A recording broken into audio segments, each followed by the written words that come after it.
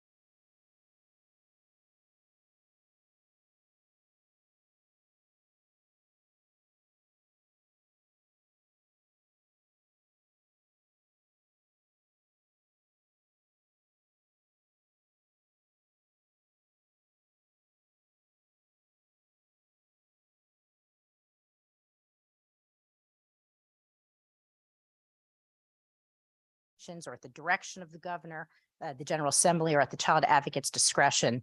The child advocate shall conduct an in-depth investigation and review and issue a report with recommendations on the death or critical incident of a child. We did, let's See, there's some sort of hand signal I have to use here to change slides. So I'll just do that when we need to. We have, consistent with our obligations, issued an annual report that is available on our website that we also distribute on our listserv and made available to you today. For your reference, we are conducting an in-depth review of the unexpected and preventable infant toddler fatalities during a recent 3-year period, including, as we've talked about, the 8 deaths of young children from fentanyl intoxication in the last few years. That is a new trend. 5 years ago, we didn't see any deaths from fentanyl intoxication in children. Now we saw 8 in that 3-year period of infants and toddlers. We also saw 8 in that 3-year period of older adolescent children as well. As part of that larger review, which will be published this spring, the office determined that in the case of the 99 infants and toddlers whose deaths were reviewed by the Office of the Child Advocate and the Chief Medical Examiner during that 3-year period, 24% of the children's families had an open case with DCF at the time of the child's death or within the previous 12 months.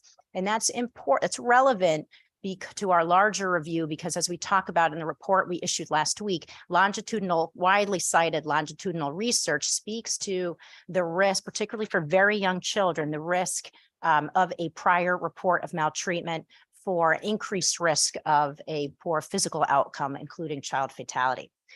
And that research is referenced in our report. So that means that the safety practice work by the Department of Children and Families when a young child comes to their attention is one of the core practice areas that we pay a lot of attention to, and I know the department pays a lot of attention to.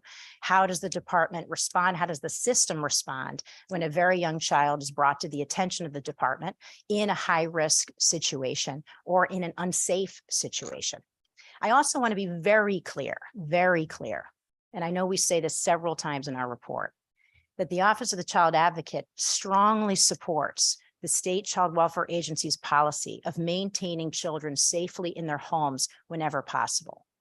What I think it's so important to keep talking about, particularly as the field continues to evolve, research continues to evolve, new challenges come into our system like fentanyl, is what does that take from both a harm reduction perspective and a child safety perspective?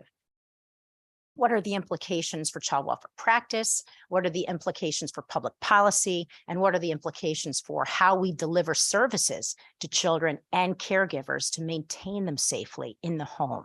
For example, in Kaylee's case, what would it have taken to maintain Kaylee safely and her family, right? Which is the goal, both from a supervision and where applicable monitoring, from a safety planning perspective, but perhaps most importantly, from a service delivery perspective is really the key question, I think.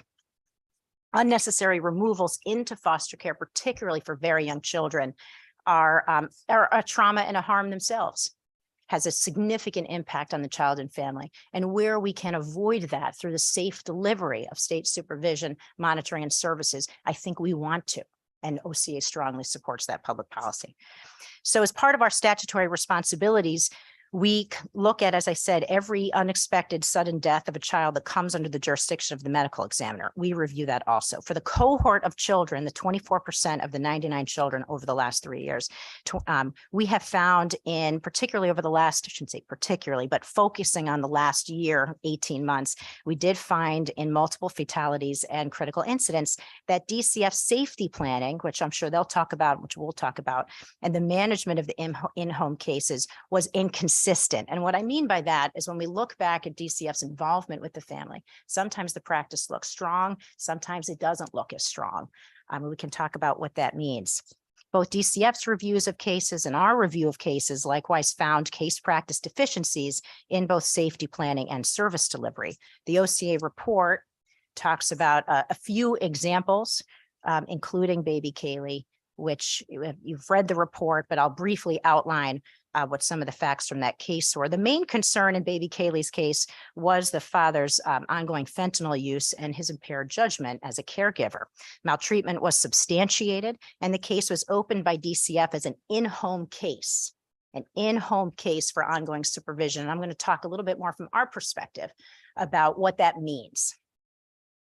Lack of compliance with the safety plan and ongoing concerns continued regarding father's use in the home. It was not clear in the record that the safety plan was adequately revisited. The family was not connected at that time to in-home treatment or parenting supports.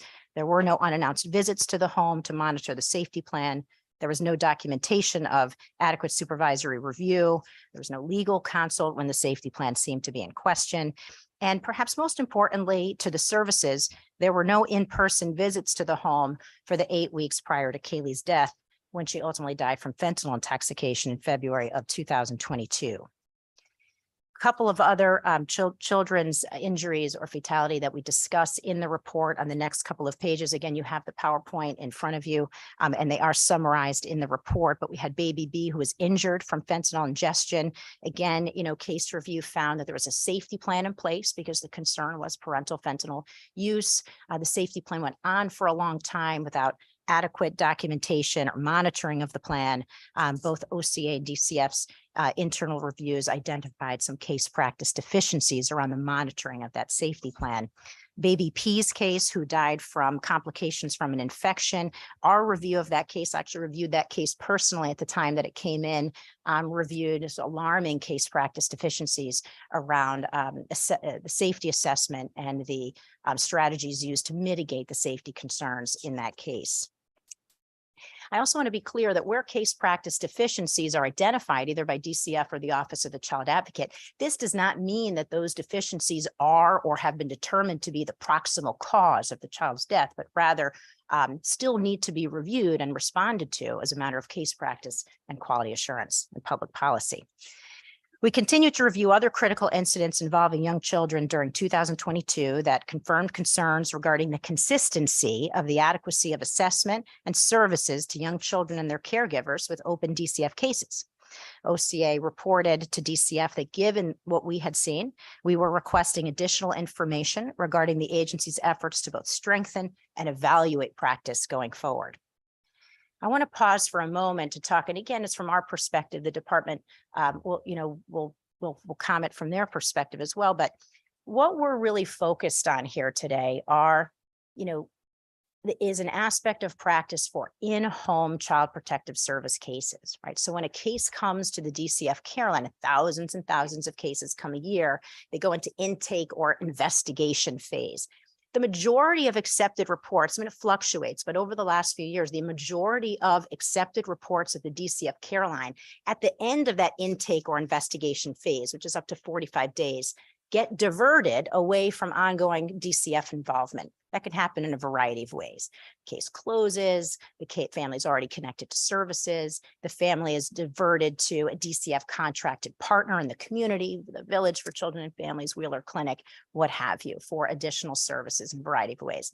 Family may get connected to Beacon Health Options, another DCF contractor, to help identify or serve unmet needs in the family in the hopes of preventing recurrence of maltreatment. So that means that about more than half of those cases are getting diverted. Then there are the cases that DCF holds on to, right? And that means that they have typically, especially these days, substantiated abuse or neglect, identified the risk or safety factors that warrant ongoing monitoring, supervision, and case service delivery by the department. In some of those cases, they can't identify and ensure safety. They will effectuate or seek removal of the child into foster care. In other cases, and at any given time, there are many, many children in this situation, they won't make a removal, and the child stays in the home and in what we call an in-home CPS case. That's like Kaylee. So in Kaylee's case and in baby B's case, there was a substantiation of maltreatment. The case was opened as an in-home CPS case. There was a safety plan put into place. Services identified that the parent would be offered or would be expected to cooperate with or engage with, and DCF will continue to monitor. It's that practice that we have been most focused on. It's that practice that we have been asking for ongoing information from the department about how they are reviewing the efficacy of that work, both from a CPS standpoint and from a service delivery standpoint, the two building blocks that have to be there to maintain children safely with their caregiver, mitigate risk, address safety, and enhance strengthen the family. Go to the next slide, please. So on the next slide, I give you some language. This comes from DCF's policy manual that's going to articulate a little bit more in their policy manual language what I'm talking about, right? When DCF identifies a safety factor like fentanyl use that impairs the parent's capacity to take care of the child, there has to be a safety plan. It has to be documented in a certain way. It has to identify very clearly what measures will be taken to mitigate and address and ensure safety. If they can't do that, then the department needs to seek an alternative caregiver for the child, up to and including the removal of the child into foster care. And that's there for you to look at. So the safety practice or the safety planning, and from our perspective and the work around that, is very challenging. And as we say in our report, this is some of the most challenging work that the state does, right? Because it's hard to always get it right. It's hard you don't want to separate families and create other traumas, right? Because these children, in particular, Kaylee and younger, Kaylee was 12 months old when she died, are so vulnerable, right? We started by talking about the fact that these are the children who are much greater risk for the worst and most preventable outcomes, right? So everybody wants to get those assessments, the risk and safety assessments, the service package, and the monitoring. You want to get those decisions right. And what we don't want is, because of fear of not getting it right, it's easier to just remove children into foster care. We've done that as a state. Other states have done that. That's not the answer that we want to land on when we don't have to. So the work is really challenging. And Connecticut, like other states, has been challenged in some of the safety planning and service delivery work.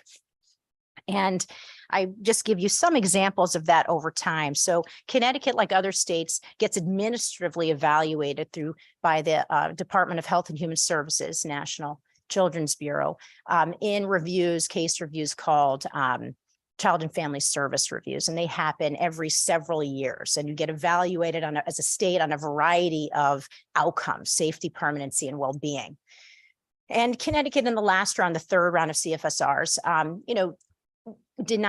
was not rated well on safety, among other items. And so, like other states who don't pass the CFSR, which has a 90% confidence level for each rating, safety, permanency, well-being, the state had to enter a performance improvement plan and submit case review data to the federal government. And Connecticut was able to do that. And so I think that's positive. We were able to demonstrate an improvement in safety planning and other factors, which we talk about here. We meet the PIP standard in 2021. I want to be really clear about that. Improvements were demonstrated. The data still does not meet the federal CFSR standard, which, as I said, is a 90% confidence standard, but it is certainly, at the last data review, better than where it was in the last CFSR. There'll be another CFSR upcoming over the next year or two. There'll be a fourth round of CFSRs around the country. The next page, please.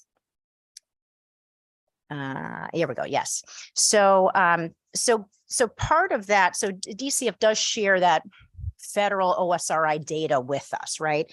And so, as I said, it did continue to show in the last data that was shared with us, it was 2021 data, that while safety planning continued to meet that federal performance improvement plan standard, there still remained room for improvement. And you can see that in some of the data points here. 71% of cases, DCF conducted ongoing assessments that accurately assessed risk and safety. 66% of cases, there was an appropriate safety plan developed and monitored. So that showed, and I'm sure the department concluded, that the effort to make sure we have strong safety practice, assessment, monitoring, and service delivery, it remains an urgent priority. The next page, please. DCF then conducted a one-time case sampling review in March 2022, also which they shared with us when we asked, looking at safety planning in cases. And as you can see here, and I won't read through all of them, continued to find that there were case practice inconsistencies around safety planning. In fact, some of the same ones, if you go to the next page, please, that they found and we found very similarly in baby Kaylee's case, right? So, and I've enumerated, this was DCF's review of baby Kaylee's case, which included very similar things to what the Office of the Child Advocate found around safety planning, and what to be done when it seemed that the family was still struggling, right? So the case record was replete with Lots of documentation about whether the parent was or was not going to treatment, was or was not going to drug screens, was or was not sober in the home. And so what should that then, what should have happened as a response to that? So these were some of the case practice deficiencies identified in that case.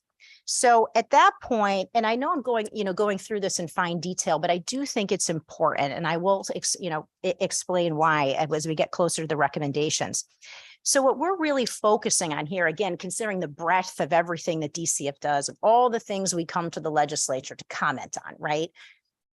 For today's purposes, what we're really focused again on is how are we, given the historic challenges around safety planning, given the data that DCF has collected on itself around the continued challenges with safety planning. What is the framework for reviewing that on a recurrent basis to continue to know in real time, are we getting better? Is it getting stronger? What else do we need?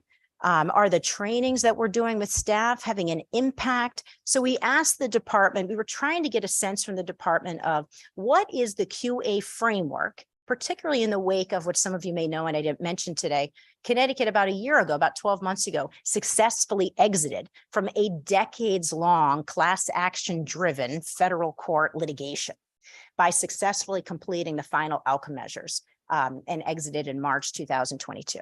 So part of the backdrop of what we're asking, and frankly have been asking for many years, as some of you know, is what framework is going to replace it on the state side?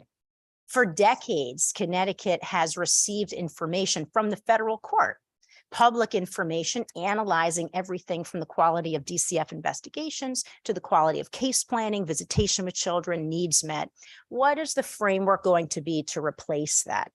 So we, focusing on children like Kaylee, we asked the department for information about what that CQI framework is going to look like.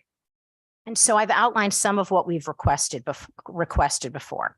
In June 2022, the department made a presentation to us about their CQI framework, and I'll highlight here that they indicated to us that it was doing or would do monthly qualitative case reviews regarding investigations, which are called DRS reviews, in-home visitation, safety planning, and family arrangements.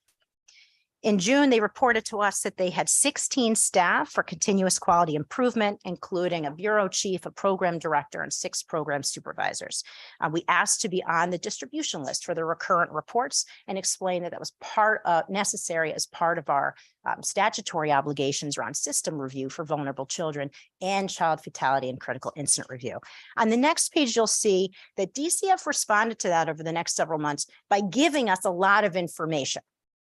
And so this is just an outline of various reports that they gave us about the care line, about their work. They do a lot of work on equity and measuring investigations, foster care, other decisions by race and ethnicity, disaggregated by race and ethnicity. They gave us a lot of QA tools. They gave us copies of QA reports that they distribute internally. So a lot of really helpful things, and a copy of that March safety plan review that we had just showed to you. So and all of the information is certainly helpful.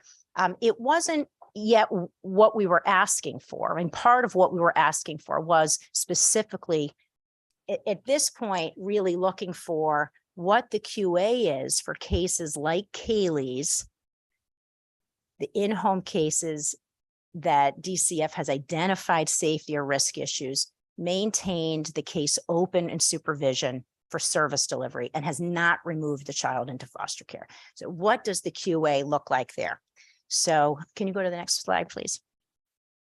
So as I said, DCF indicated to us that they were going to be doing ongoing QA for just that issue, safety planning, visitation, and family arrangements. They issued new safety planning guidance. Can you go to the next page, please? They issued new safety planning guidance. I'll get to that in a minute. So this is part of what I said DCF presented. This is part of their presentation to us in June. where they outlined the different types of qualitative reviews. Qualitative reviews, that's what we were looking for, right? Looking at case practice, how are we doing, right? Did we assess things right? Did we keep assessing? How did we do when we went out to the home? Did we connect the family adequately to services? Are supervisors checking in on this? Are we revisiting it when it's not working well? So this was very encouraging. Can we go to the next slide, please? They then put out and copied to us implementation of a new safety planning practice in August of 2022. This is again an excerpt from that plan. I thought that went out to all staff in August 2022, and again was it was indicated that due to case reviews, they felt that more practice strengthening was needed. This was the QA plan for the safety planning reviews. Again, I thought the memo was very strong, as we say in our letter, included a number of things that were really important about what safety planning is, what it isn't, and how to monitor that and what the expectations were in practice over time. So I thought that was really important. So given the QA plan, what we were asking for there was we'd like to be on the distribution list for the monthly QA reports. And as you can see here, and as I've highlighted below, just stay back for one more minute. Thank you. So what we're looking for here were the statewide monthly reviews of safety plans and family arrangements. That's what we're looking for over time. So the next slide, please. So, for about the next 6 months, up through February, that's the information we're looking for, right? The recurrent quality assurance reviews around safety planning are the issues that folks have identified in these really challenging cases that never stop coming. They never stop coming. Every weekend, every Monday, my email pings with new critical incidents, new challenges. Our office is investigating right now the death of a 2-year-old boy in Stanford from fatal child abuse, whose family had an open case with DCF, and where the father had an open case with under adult probation, right?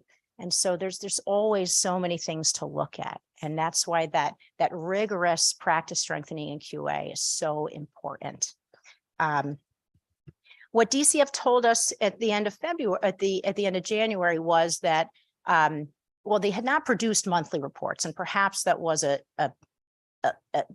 lack of clarity around what was or what wasn't going to be produced, but they indicated they had done a review in the fourth quarter, but it had not been finalized yet, and that resources were an issue, and there were staff vacancies and other things. And certainly we know that one of the things that's happened over the last couple of years is that agencies have lost staff, and there is additional challenges facing children and families in all human service agencies. So I think it's really important to unpack, does the agency have the resources it needs, or what resources does it need to do the kind of QA that I think they're committed to and that I think we all want to see. The next page, please.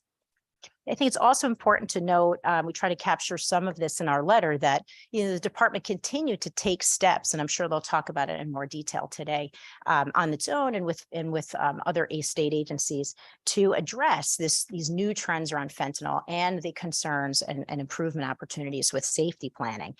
We were copied on a couple of memos that went out, and we know they did more trainings with staff, with leadership, and met with providers. Next page, please. So our finding is that, and I think you've heard it from me now like 10 times today, right? Frequent qualitative reviews of in-home cases is absolutely needed to ensure case practice is improving over time. I think I skipped over something that I did want to clarify.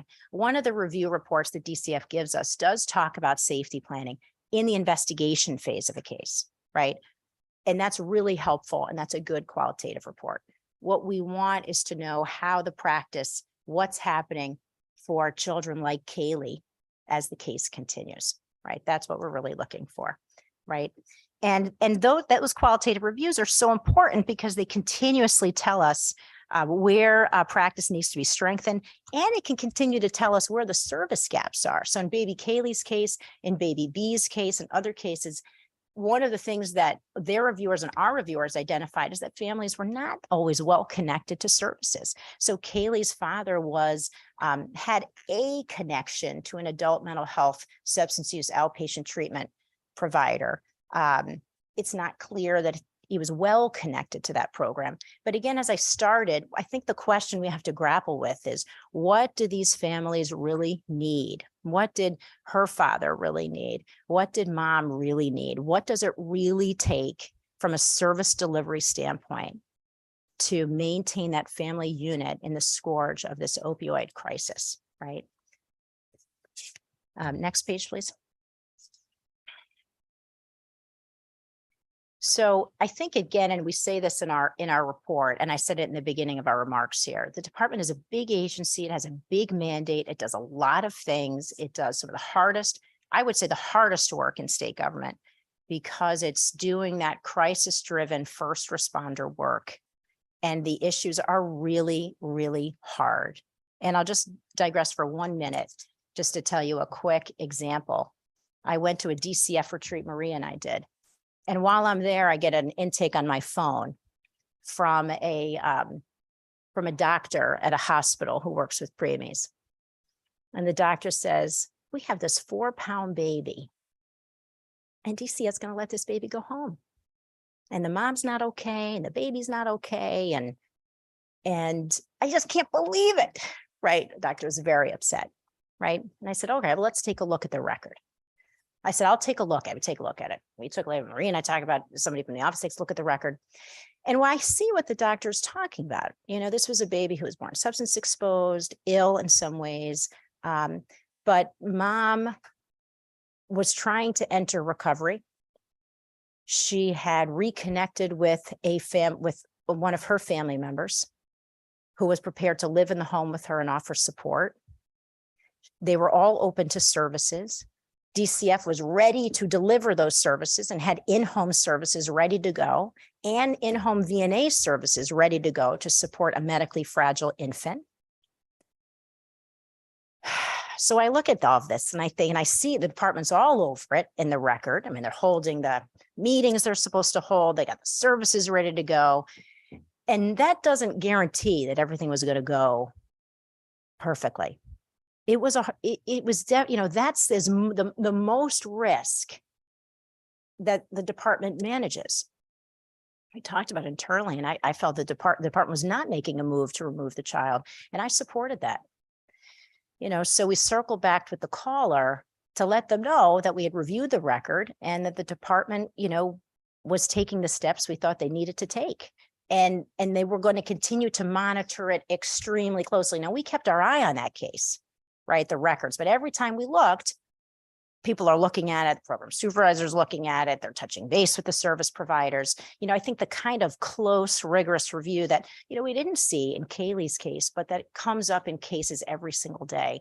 And like I said, sometimes the practice when we look is very strong, as it was in that case, and sometimes it's not, like it wasn't in baby Kaylee's case. So going back to the slide, it is important to acknowledge the progress that the department has made as a whole over the last several years, as I said, exiting from a decades-long federal consent decree and completing the CFSR performance improvement plan. But we deeply believe two things, and some of you who have known me for a while, some of you who are just meeting me, have heard me talk about this for years and years and years. And some of it comes with the position, and some of it comes with having been a lawyer for children and a systems advocate and an advocate for transparency and accountability for almost 2 decades doing this work.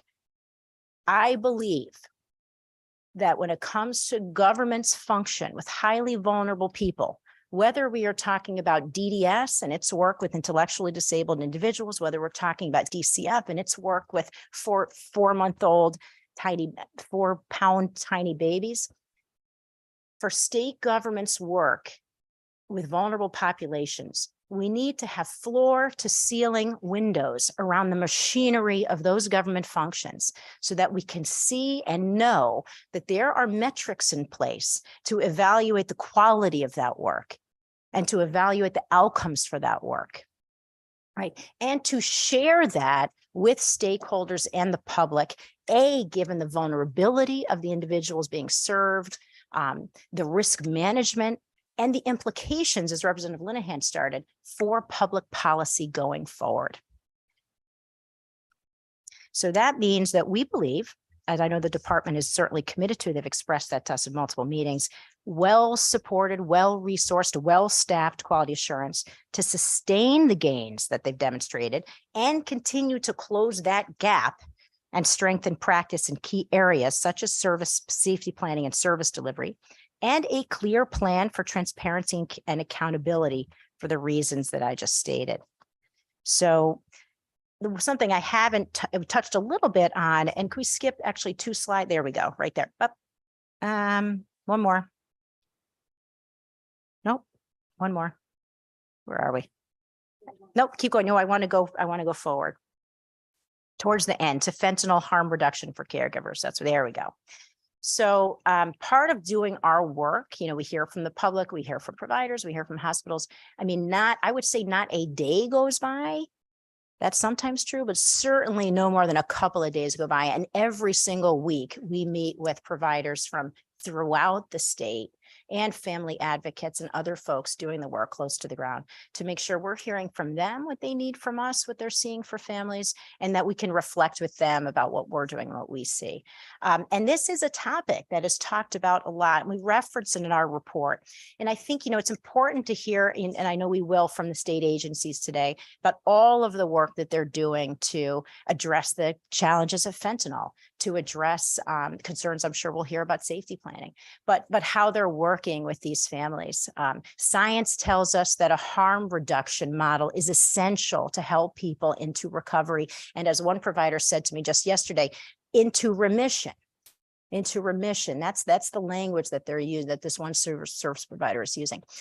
But what they're all telling us is we have so much more work to do. We're not ahead of the curve yet. As one provider said to me, fentanyl has transformed what we need, and it requires a transformation of our service delivery system. And as I listen to the providers that I talk to, because I'm not, as others have noted, I'm not a substance use expert, right? I'm not a medical professional. I'm a lawyer who represents children and who has done this and advocated for children for 20 years. My job is to try to ask the right questions, listen to others doing the work, and give you our collective best judgment and recommendations. And what providers and family advocates and navigators are saying to us is we need more transformation. And in particular, they focus on, I'm just doing my very best to summarize what they have said to me. And I'm sure, I think Dr. Coranda is here to talk as well from DEMIS.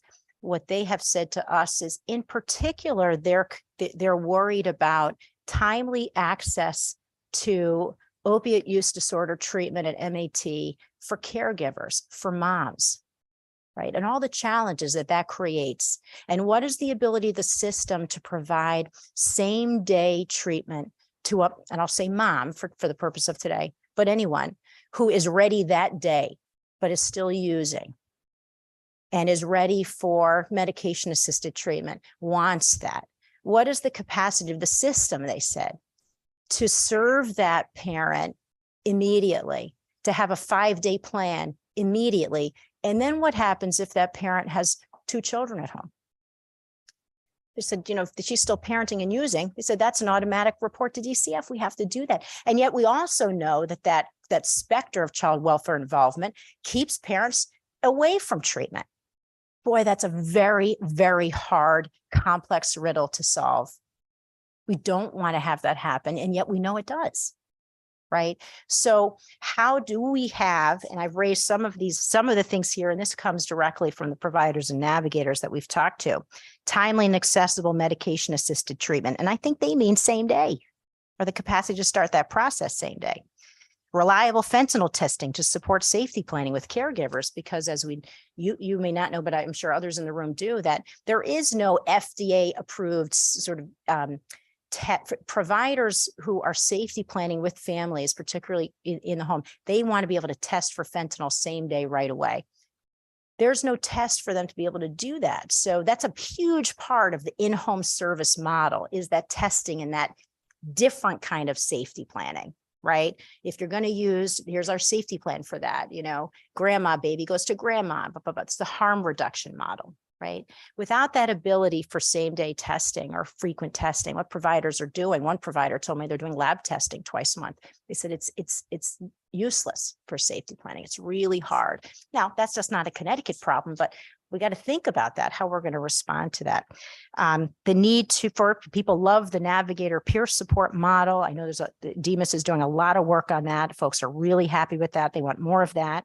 But I'm hearing a lot about the need for more services for women with children and the caregiving support and weekend support. So what do we do with those two children when mom is ready, right, for service delivery? They told me we need more residential treatment that will take women with multiple children.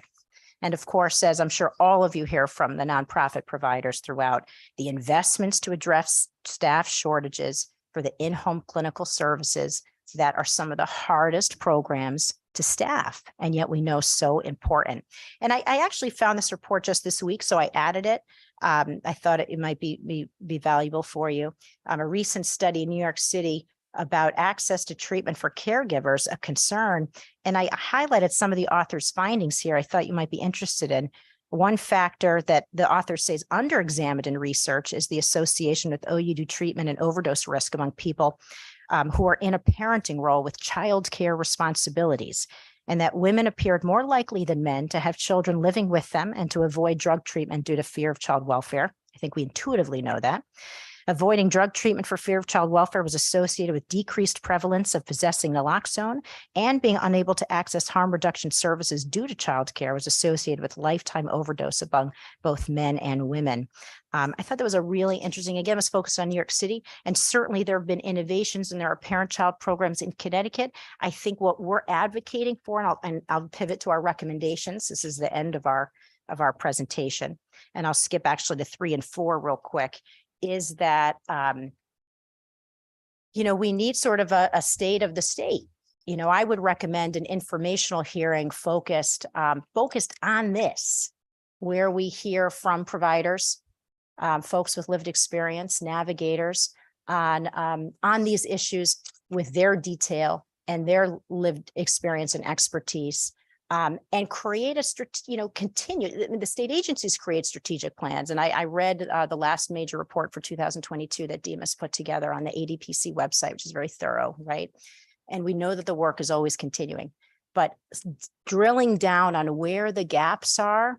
And of course, from our perspective, we're thinking about caregivers, right? The state created an opioid settlement committee. We actually advocated to change the language of that a little bit, because the word children did not appear in that bill.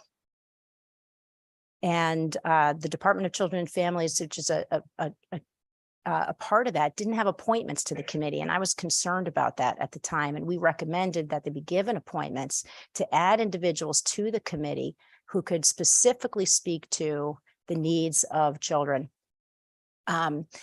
So that committee is going to be getting started next week. We still think that it has to have a deliberate focus on the 2-generational impact of the opioid epidemic and the need for 2-generational services to respond to that.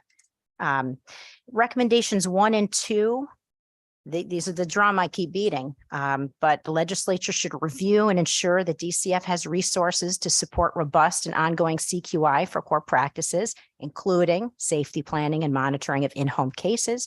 And we've given you language to revive and clarify the children's report card and seek regular information from DCF and others where applicable around children's safety, permanency, and well-being. And again, I go back to my floor to ceiling windows. I really believe in that, right? From top to bottom. That's what I want for every agency, whether it's juvenile services, developmental services, DCF, so people can see they can see what's working, they can see where it's not. I think it fosters confidence in government. I think it gives all of us in policy, it diffuses some of the concern about what's shared and what's not shared, right? And it allows policymakers and stakeholders to see where the work needs to go. Where does the work need to go?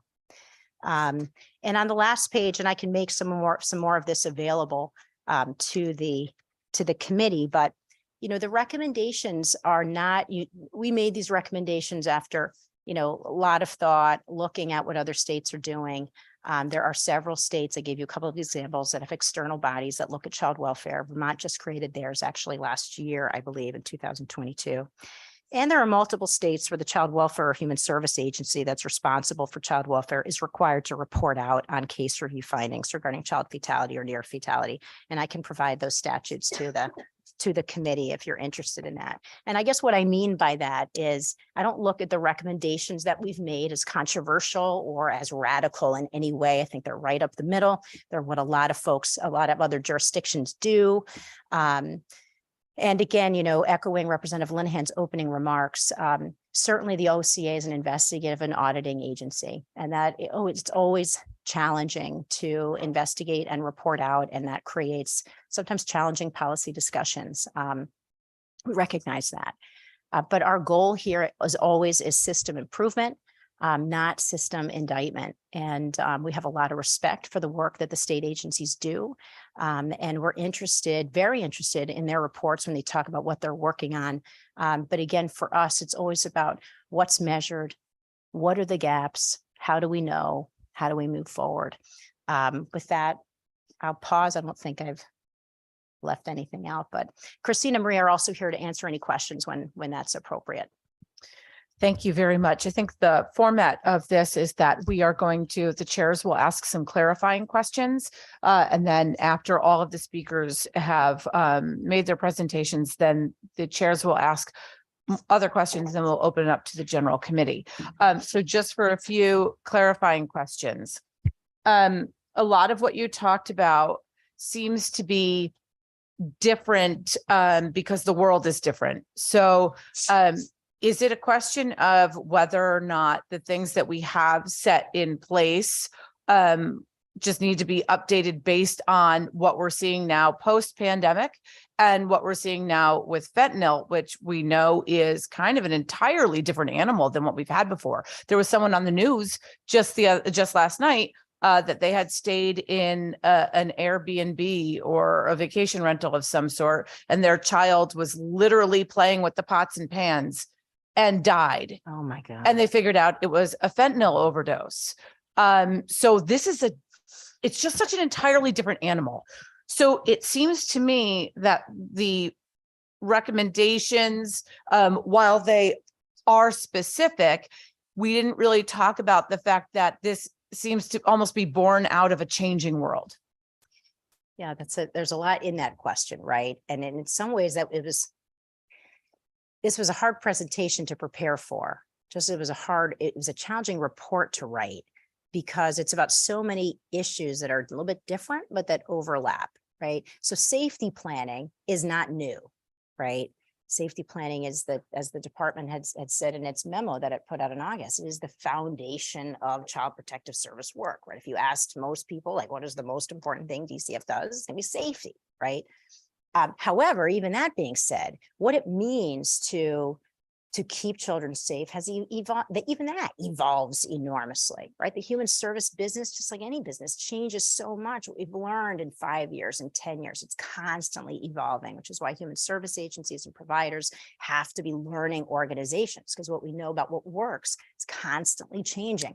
Just like we know with substance use, programs that focus exclusively on abstinence, science doesn't support that. That's not where the science is. Just as we know that opiate use disorder is a medical problem that needs a public health response. So aspects of what we're talking about are not new, they're old, right? But the nature of the work, the challenges in it, the solutions, the services, the world is constantly changing. And to the point about fentanyl, as I said earlier, 5 years ago, I've been doing child death review in Connecticut for 9 years. I never saw fentanyl death of a child until a few years ago. I think in the data for 2022 isn't done yet, because with infants, it takes a while to finalize. It looks like we'll see a dip in fentanyl deaths in 2022, which is really good, right? The year before, I believe we had six homicide deaths of young children from fentanyl. Like that just came out of nowhere. And the amount of fentanyl that it takes to be lethal to a child is microscopic, right? I mean, we know that. So that creates enormous challenges around environment. but also creates other, other implications for how to do safety planning and harm reduction and service delivery to caregivers who want to enter recovery or remission. And what do they need to know? And what are the tools? I thought that New York City study that talked about women, I believe off the top of my head, that they said that women caregivers were 30% less likely to have naloxone than men. I thought that was, and what are the reasons for that? I don't know. Well, I Anyway. think that there's a huge stigma there, and Sure. we're working on that too. I think as far as the clarifying questions, that was just something I wanted to address before we moved on. So thank you for that. And just one other thing where you don't have to answer now, but maybe have a chance to look it up before we bring you back for a discussion with the whole committee. You had said that there were other states that have met the federal standard when it came to safety plans. And if you could get us what those states are, so we can take a look and at the differences in what they're doing and what we're doing. Okay. I'm actually not sure that if I said that, I may have misstated. I'd have to look that up to see, who met that 90% standard. That I'm Okay. not sure about. I said all states get evaluated. Okay. And states that fall short of the 90% standard enter into a performance improvement plan, as Connecticut did. And that, and then we met that standard in 2021, as I'm sure many other states did as well. Okay. Right? And if there is, any list where we can look at, so we can look at what they're doing and see if there's something that would be applicable here. So thank you very much. Very much appreciate your time and your presentation. And we will be asking a lot of questions after the next few presenters. Okay, thank you. So thank you very much. And now we ask, please, Commissioner Durantes, along with the staff that is here for the commissioner, for the Department of Children and Families.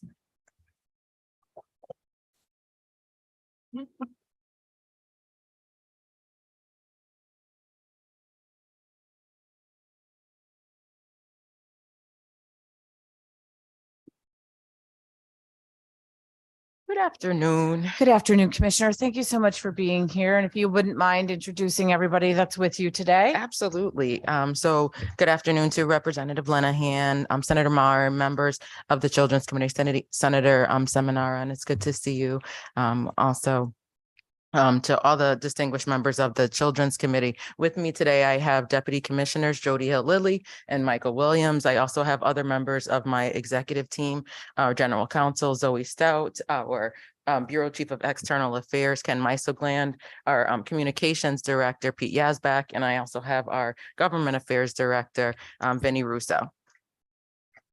So I really appreciate the panel or the committee for hosting this important discussion because as the child advocate has indicated, cases involving the death of a child are always untimely, and it is devastating in terms of the loss to a family and the community that's involved.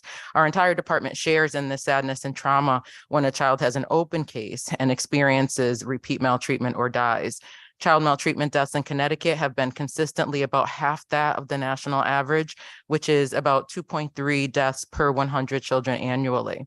To be clear, one child death is too many, and it is why you will hear steps the department has taken to reduce the likelihood of this outcome. The death of Kaylee S. and other children that are being referenced here today places a direct focus on the lethality of fentanyl, and especially for our youngest and most vulnerable children. The Connecticut Department of Children and Families has a robust response as it relates to the approximately 70% of our families who have some form of substance use or misuse. Connecticut has invested a significant amount in our service array, our treatment providers, internal substance use consultants in each of the DCF area offices, and strong partnerships with the Department of Mental Health and Addiction Services, who you will hear from today as well, I believe. The DMIS Commissioner and I share co-chairing responsibilities for the state's Alcohol and Drug Policy Council. We've also invited the Child Advocate to be a member of that council to add that additional perspective.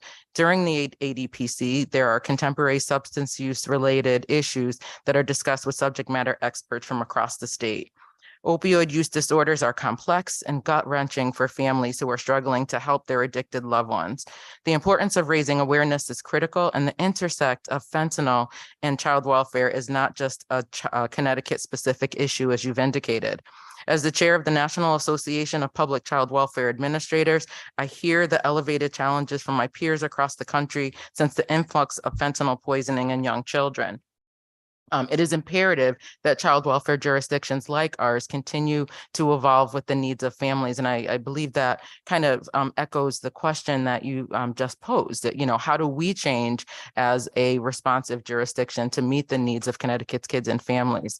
For example, as we started to see a pattern of fentanyl exposures in children, we took a critical look at our work. In the case of Kaylee, we did not see a deviation from expectations of practice upon our immediate review. So we disagree with that finding. But I will also say that, at every time that a child dies while we are involved in a in-home services case, the first thing we want to rule out if there's a deviation from practice, because if that's the case, we would warrant a human resources investigation. That did not occur in this particular case because we did not see that one was warranted.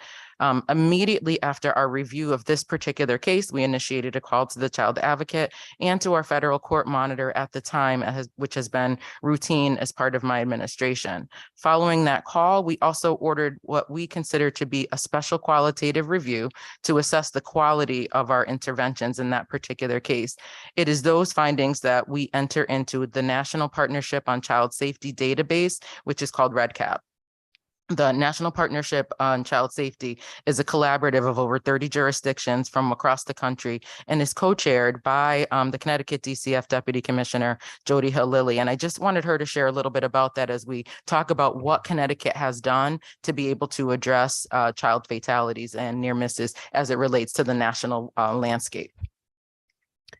So thank you for your time and attention. It's good to have the opportunity to talk to you about the work that's happening across the nation on fatalities and near fatalities. So the the National Partnership on Child Safety was formed in 2018. It is a joint collaborative that is head up by Casey Family Programs, which is a national philanthropic agency that works jointly with Child Protective Services across the nation to improve child welfare outcomes for kids and families. They are joined by the University of Kentucky under the direction and leadership of Dr. Michael Coe, who was formerly a professor at Vanderbilt University and is now at the University of Kentucky. And together, they have been looking at child fatalities and near fatalities, trying to really get to the root cause of some of these fatalities and trying to figure out what they can learn across the nation. And as the commissioner said, there are 33 participating states. This work is grounded in what we call safety science. It's research-based, started off in aviation and in hospital settings. That really, the research in a nutshell really says that if you, in high reliability agencies, where there are life or death consequences to the actions of its employees, in those agencies, if you can create an atmosphere where people will tell you the truth when they are falling short, you actually reduce the amount of errors that are actually made. And so safety science is born out of that research. This partnership felt that that was an applicable sort of framework to be brought into Child Protective Services.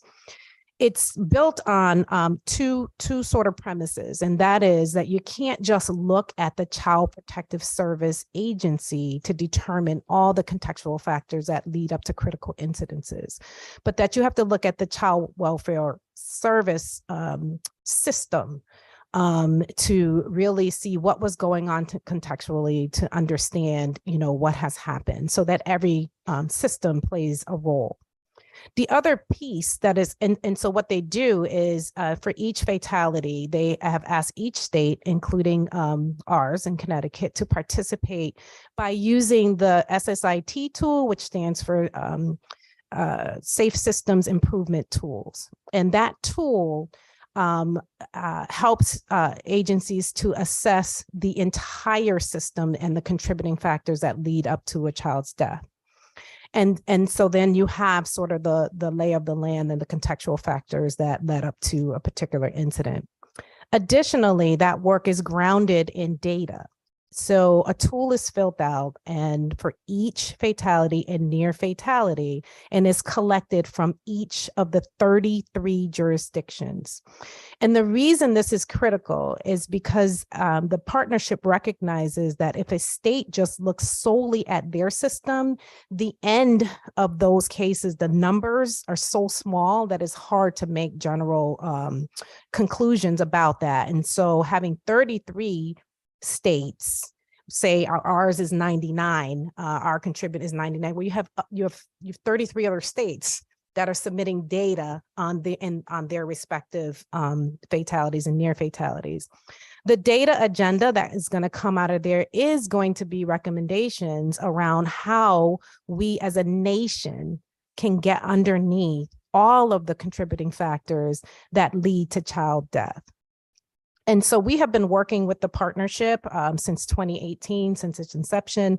I co-chair that partnership, as the commissioner said. We're very proud. We have been, we started using the tool and it has really helped. We have staff that come, they are willing to be vulnerable, to talk about, lessons learned, mistakes made, and they're forthcoming with it, as the safety science says is the best practice.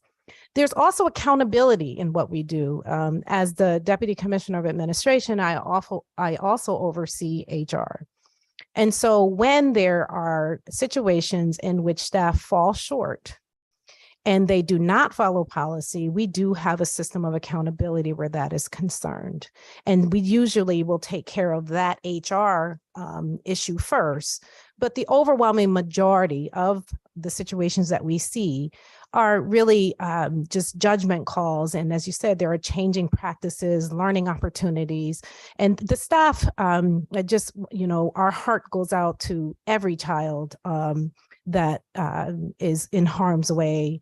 As a caseload carrying staff myself, and many of us carried staff, we still can we remember vividly the families that we touch. And so any loss is harmful for all of us. And in the case of Kaylee, we were reviewing we are over the special qualitative review process here in my division as well. So we interviewed all the social worker, and particularly Kaylee's social worker, who was devastated, just devastated, still carrying around the Christmas gifts that she had for Kaylee. So we joined in the mourning of children, and we take very seriously the idea of and the necessity of improving practices to make sure that we do everything that we can do to prevent child deaths. And so this partnership is one that we really appreciate, in that it understands and recognizes the complexity of what we do every day. It is not easy. Hindsight is 2020. Anybody can look behind and tell you what wasn't missed. It's really hard to make these decisions in real time. And the partnership understands that. I think there's a lot of promising things that are come through that. And I welcome, the opportunity for you all to hear more about what's happening on the national level in this very, very difficult conversation that we're having. Thank you, Jody. And I wanted to pause to allow just a little bit of conversation about that, because I do think that, child welfare jurisdictions are often splattered in the media when there is a poor outcome, and without having the context of what we are doing here in Connecticut to really understand the issue of child fatality, it could just end up being a soundbite or a media story. And we just wanted you to hear, some of the efforts that we're making across jurisdictions to really understand our work. Since after reviewing several special qualitative reviews that we just talked about for cases involving fentanyl use, we did a number of things within the department. We've hosted fentanyl learning forums very specific to this, the advent of this substance. We've updated our substance use disorder policy. We established fentanyl senior advisory group. We've updated our safety practice guidance. And, when I talk about our safety practice practice guidance. One of the things that I'm really proud of in this administration is we developed a homegrown child safety practice model. It's called our ABCD Child Safety Practice Model, which we recognized was something that was needed because we took all of the tools within our cadre of practice guides and policies and put them under a safety practice model. So there would be consistent practices across the department, and we would have a consistent language with our stakeholders like our providers. And the implementation of that has been occurring over the last year. We've released interim guidance for families, for workers who are working with families where fentanyl is suspected or known. We held a safety convening for GCF leaders entitled Leading in Real Time, in which one of the aspects of it was very specific to fentanyl use. We updated our provider academy and specific information regarding our safety practice model and practice guidance. And so, you know, when you ask, how can I be confident in the work that happened at that time, and then list all of those things that we've done since then, it's because when I look at the work that was done, it was what was expected at that time. There were so many contextual factors that either we are prohibited from sharing because they are protected information, or really didn't get into the larger landscape of what was occurring during that time. When we look at that particular case in conjunction with other cases involving fentanyl, that's the evolution of our work that we saw start to unfold over the last year. The consistent evolution of our work is influenced in real time by our quality assurance infrastructure that was strong enough to exit the 30-year consent decree, as our team worked directly with the court monitor to establish the metrics and processes that that we use today. I will turn at this point for a few minutes to Deputy Commissioner Michael Williams, who will summarize our integrated approach to continuous quality improvement. Michael. Sure. Good afternoon to all of you, the committee. I'm Michael Williams. I am the Deputy Commissioner of Operations and work very closely with our Strategic Planning and Quality Division, who's responsible for the quality improvement and quality assurance work within the Department of Children and Families.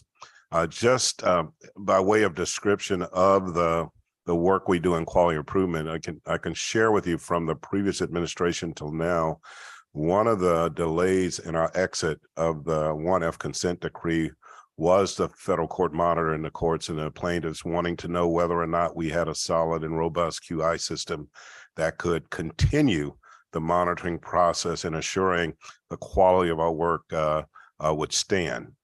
From that administration to this one, a lot of investment was done to create that system, and written in the exit outcome by the plaintiffs jointly with the federal monitor was a recognition of that system that's in place, was actually what the monitor had been using over the past 2 years to do their work around the quality of our system, that enabled us to, check that final box for an exit from the 1F consent decree. So what it is and how it functions in DCF, it's an integrated QI process. And what I mean by that is that, as you all know, we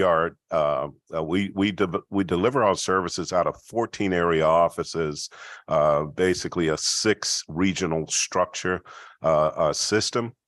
And within those area offices and regions are deployed our QI staff. And we have a hybrid structure of centralization and decentralization. And so those that are deployed in those areas work hand in hand with the office leadership to be able to integrate QI in their day-to-day function and work of delivering child protection services. And so with their work of managing the performance of our system, they often rely, the office directors and leaders locally rely on the QI staff in their areas to give them either weekly or bi-weekly, depending on the cadence of the office, the quality assurance and the QI reports to show not just how much work we've done or how well we've done the work, but they also show them whether or not anyone is better off, which is our framework for QI that we've had for quite some time, which is called the results-based accountability framework. How much, how well, and is anyone better off? And so that integrated approach allows an office director at a moment's notice to go to their QI team to say, I would like to know the quality of visitation that's occurring in like the Hartford office. I know the performance standard is that every family in an in-home case must be seen face-to-face twice a month.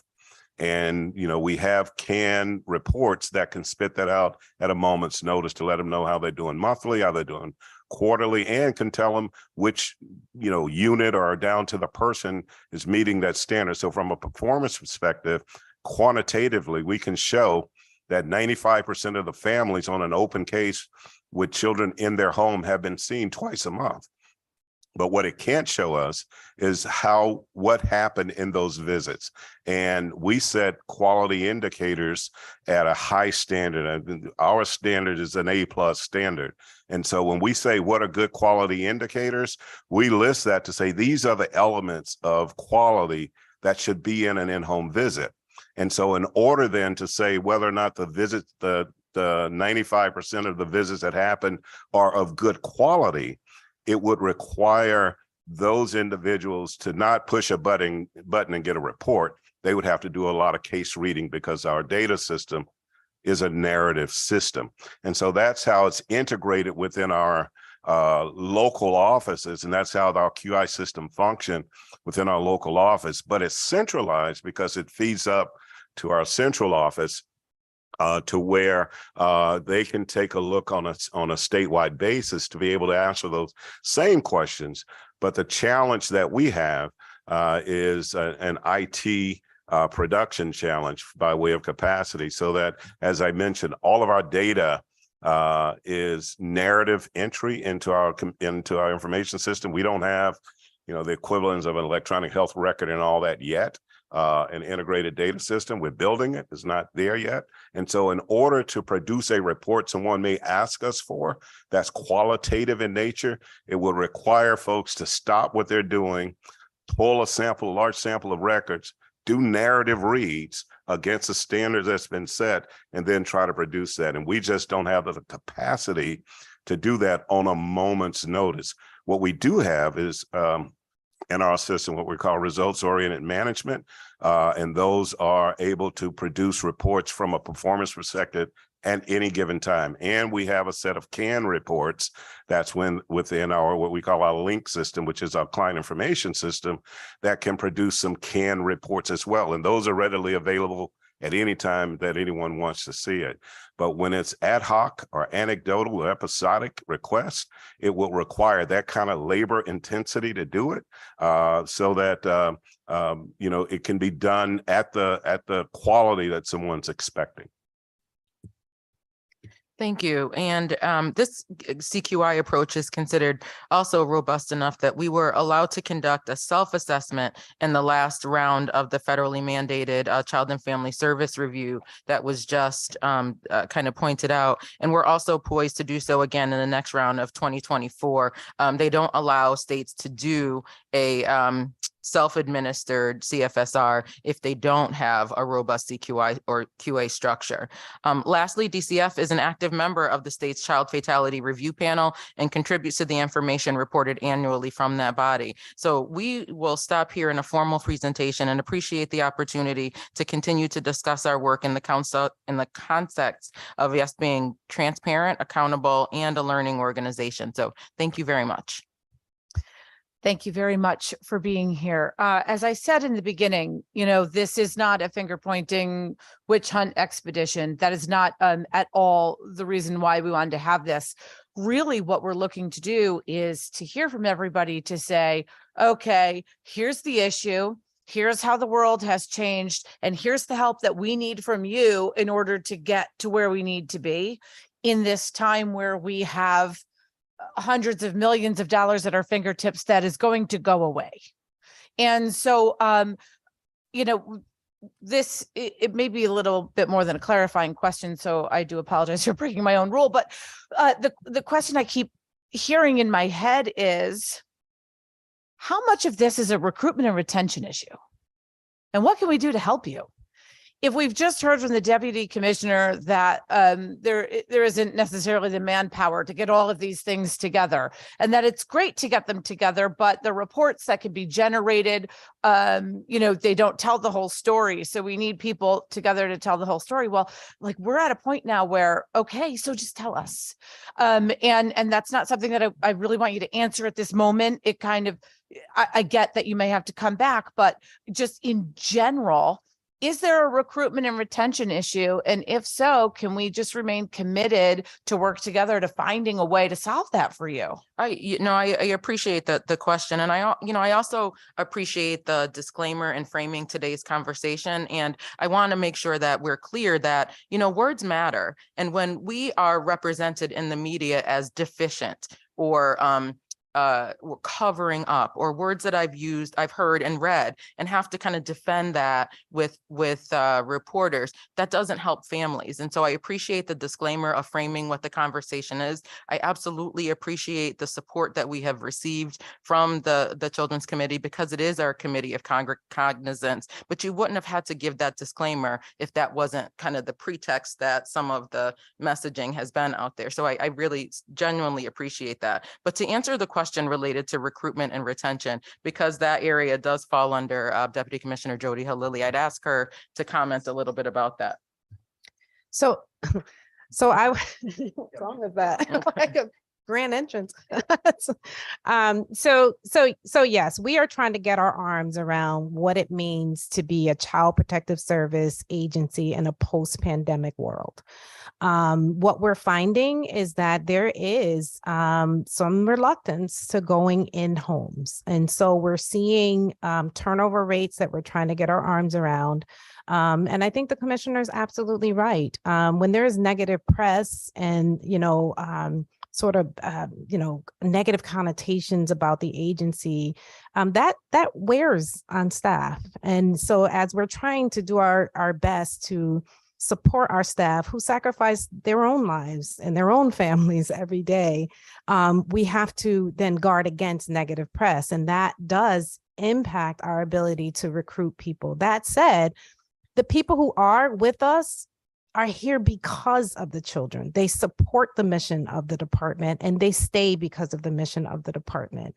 I think what Deputy Commissioner, and he can speak for himself, was referring to was the need to have more supports around QA based on the volume that we have in terms of our requests for QA reports, and we get requests from all from everywhere, that if you can imagine. And so we do have a robust system where we're able to really monitor and implement our own continuous quality improvement format within our department. But when you're getting requests from outside to get data in different format, that requires, I think, a more robust QA staffing allocation. And so there's a couple of things. If we're going to keep up with the amount of requests that are being made of us, we're going to need more support in that respect. For our own staff, in terms of recruitment and retention, as I said, we all are very well aware of what's happening in the nursing profession and the struggles that we were having there. And we are, with our providers and within our child protective service work business, getting our arms around people. Just, it's dangerous to go into these homes at this point. And so we can give you at a later time our turnover data, what we're doing to support staff. But these kinds of conversations, and particularly from you all, it means the world to us to have your support in doing this very difficult and complex job. Before I pass off to my co-chair, God, it was, I think, 7 years ago that I sat in this very room and I had a conversation with the then commissioner. And I asked, is burnout an issue? And what are you doing to support the mental health of your workers? The look I got at that time, I mean, she thought I was nuts. But here we are, and we're focused on burnout and the mental health of those in our community who do this very real, very difficult work. And I know that you have been really looking at that and how to take care of your staff. And I hear that in what you're saying now. Please know that if this committee can support the mental health, especially of those workers who are going into people's homes. Look, my personal opinion is, the scariest part of going into someone's homes is not COVID. I just believe that, especially as someone who literally goes to people's homes every 2 years, 10,000 doors at a time. I get it. But that's the job. So instead of reducing the job, we should be strengthening the supports to do the job. And this committee will be dedicated to helping you do that. And I want to thank you for your support on our legislation to further clarify the need for home visits. And I think that begins there. But looking at, as co-chair of this committee, we look at data. It's all about data, but we cannot underestimate how the things happen that don't have that data, the real feelings of those people. Mm-hmm. And that includes the parents of the homes you're going into. Mm-hmm. And so as we move forward, it's not going to be a conversation that we have today, Mm-hmm. but the committee, I'm sure, will have questions about, okay, how do we further support those parents? And when we have the commissioner from Demas come up and talk, we're going to have those questions too. We've had this question surrounding mental health. Mm-hmm. We've known that parents, this was a big topic for us Yes. as partners in the past couple of years. How do we ensure that parents feel comfortable enough Mhm. asking for help for their children in a Mhm. mental health capacity Mhm. in order to not fear that they're going to get their children taken away? Now we are seeing in this discussion today Mhm. that same question needs to be asked with such ferocity Yeah, surrounding fentanyl Mhm. and all kinds of drugs absolutely. and the mental health of the parents. Absolutely. So I'm going to ask a big question. Certainly. Is it time to discuss ending the bifurcated agency and splitting it? Is there now child welfare? And even if it's the same people, do we call it something different? If only for the purpose of having people understand that it's not the same thing. And that isn't a question for today. Mhm. It's just something out there. I understand what a big deal that would be and what a big change that would be. Mhm. But even if it's not actually separating Mhm. the agency, is it something we can do to give that viewpoint to those who are afraid to ask for help? Mhm. Because the fear is always my kids are going to be taken away. Mhm. No, I would like to just respond to that, because I do think in our infrastructure in the past, prevention or a further upstream approach, or when a family is experiencing some type of crisis, I do think the Child Protective Service Agency, not just here in Connecticut, but across the country, has gotten bigger and bigger and bigger. And I truly believe that bringing kids into care is not the way to keep people safe, keep them safe. Also, when families are asking for help, it's that need that needs to be filled. And I think that, from a social worker's perspective, who has knocked on those doors and understanding when a family is at a vulnerable space, it's that moment of engagement that allows the connection for them to exhale, to say, yes, I need help, and when you talked about the impact of the pandemic, even think about the supply chain shortages. There was a point at which baby formula wasn't available. Think about what that means for a family if a child protective service worker is asking, do you have baby formula? That is, just that moment of, if I say yes, what does that mean? So I truly appreciate that, that framing.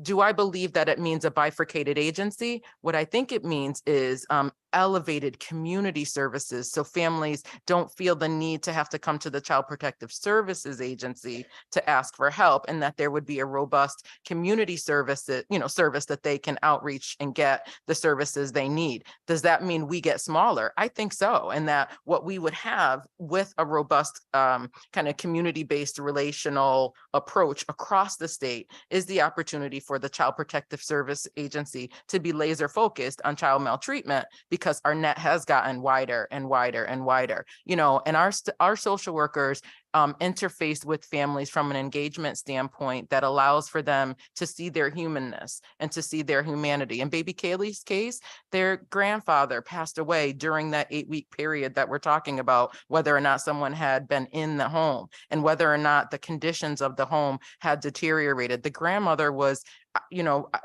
depressed, obviously, because she had suddenly lost a partner. Without getting into more of the details, there's always context, and there's always things that our workers have to grapple with their supervisors to make those critical decisions about whether or not there has to be further intervention. And I looked at the narrative of that particular case, and what I did not see a worker or a supervisor or a manager who were deficient. I saw lots of information that fed into the description of what we know to be true, and those gut-wrenching decisions that you have to make in real time.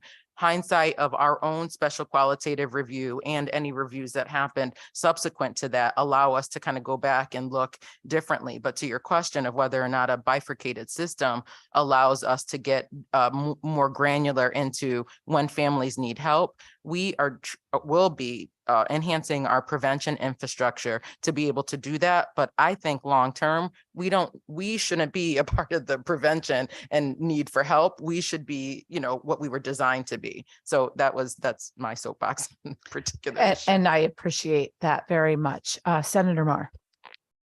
Thank you. I just have two quick questions. One is the conversation around the data pull.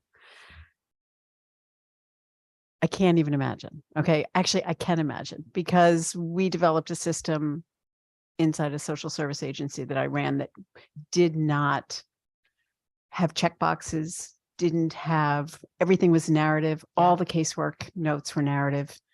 It's impossible to pull information and really good data when you have that.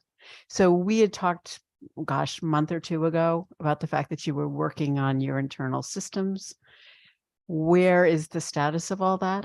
Because that makes an enormous difference. I'm not saying you shouldn't have the qualitative data, because of course you need to, but also the quantitative. And if you can't pull that, that's really a problem in looking at your quality performance indicators. So again, I'll yield to Jody on that, because she's involved in the contract procurement piece related to our data system. But I do want to make one comment on that too. It's also the quality of our data. So I appreciate your framing of how we interpret our data. So I'll give you just a quick example that, along with the state and federal reports that we're expected to produce as well, one of the things our strategic planning bureau starts to look at is how our 14 offices define certain things. And so if we look at the issue of unsafe sleep, what they found in when we were reporting nationally our child maltreatment fatalities data, that there was an inconsistency, that some of our offices would look at an unsafe sleep fatality as oh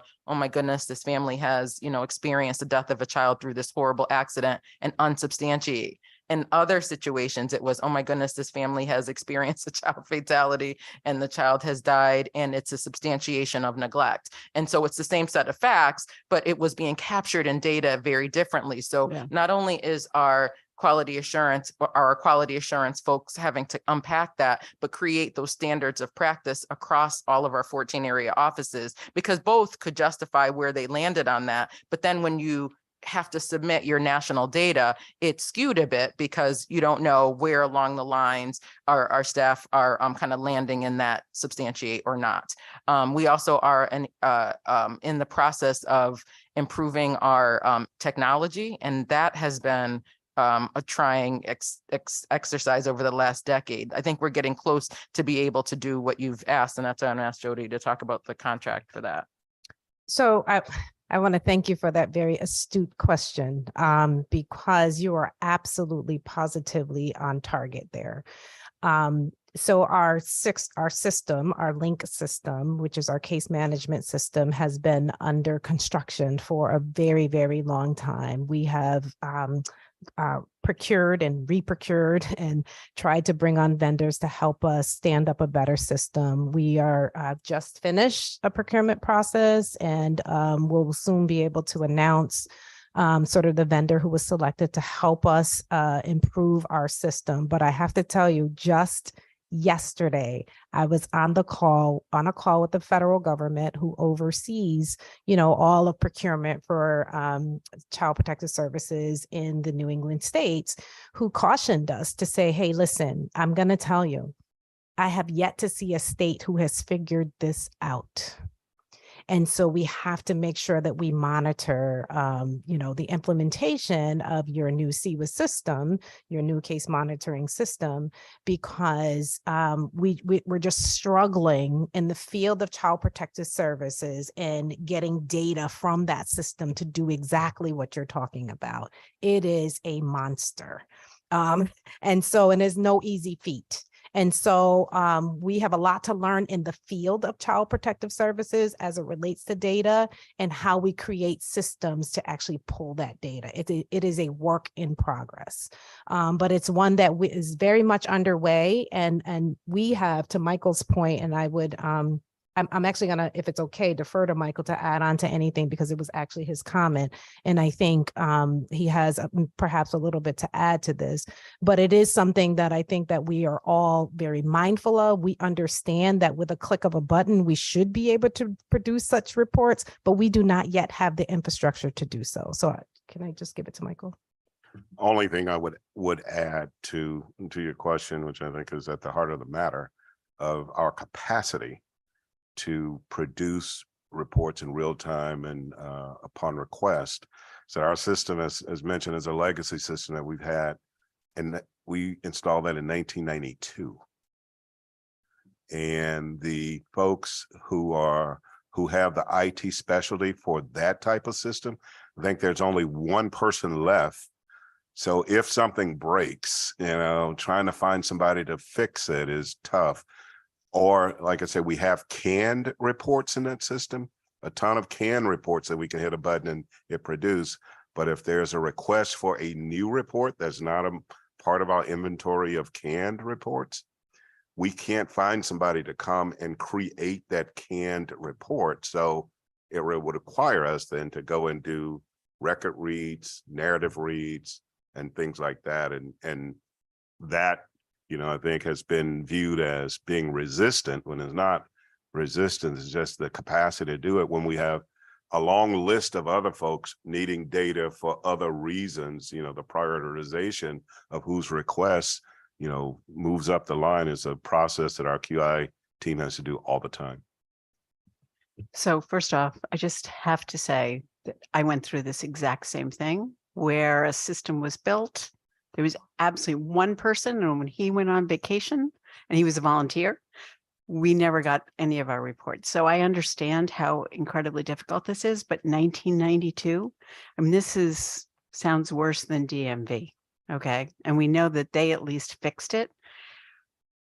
But just going on from there, my concern is also, we talk about getting staff, we talk about staff burnout, we talk about the impact on staff when they have to file these reports, when they're asked questions that they can't answer. This has a negative impact on the way you work, on how you work, on the feelings that you can actually prove that the work you're doing is appropriate and good. So this is a real problem.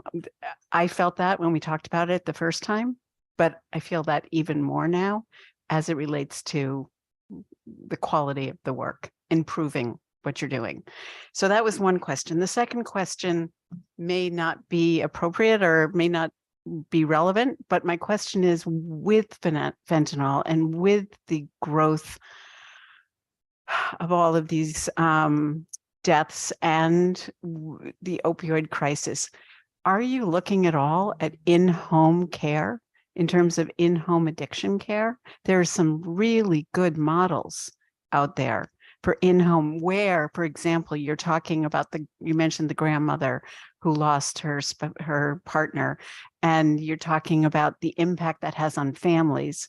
And in-home addiction care is the wraparound kind of care that sees all the impacts of the work of what's happening in people's lives and can be there to support. So I just like to hear you're nodding yes. So I'd love to hear it. Yeah. And I think that not only is it evolving in our space, I look forward to hear our DEMIS partners really talk about that from a treatment standpoint, because they have a lot to say as it relates to harm reduction and understanding the treatment role here. And I think the other piece that's missing in the conversation about fentanyl deaths on children, the other huge impact that we see are fentanyl overdoses of parents. We get those notifications, and most times it's a family that's not known to us. And most times it's a parent has been found, unresponsive or has overdosed and didn't make it. And so I think the other balance of the impact to children on fentanyl is, just the parents who have unfortunately died. And I think one of the pieces of our infrastructure in the state of gathering data on, I don't know that we know or can point to how many of the overdose deaths are indeed parents.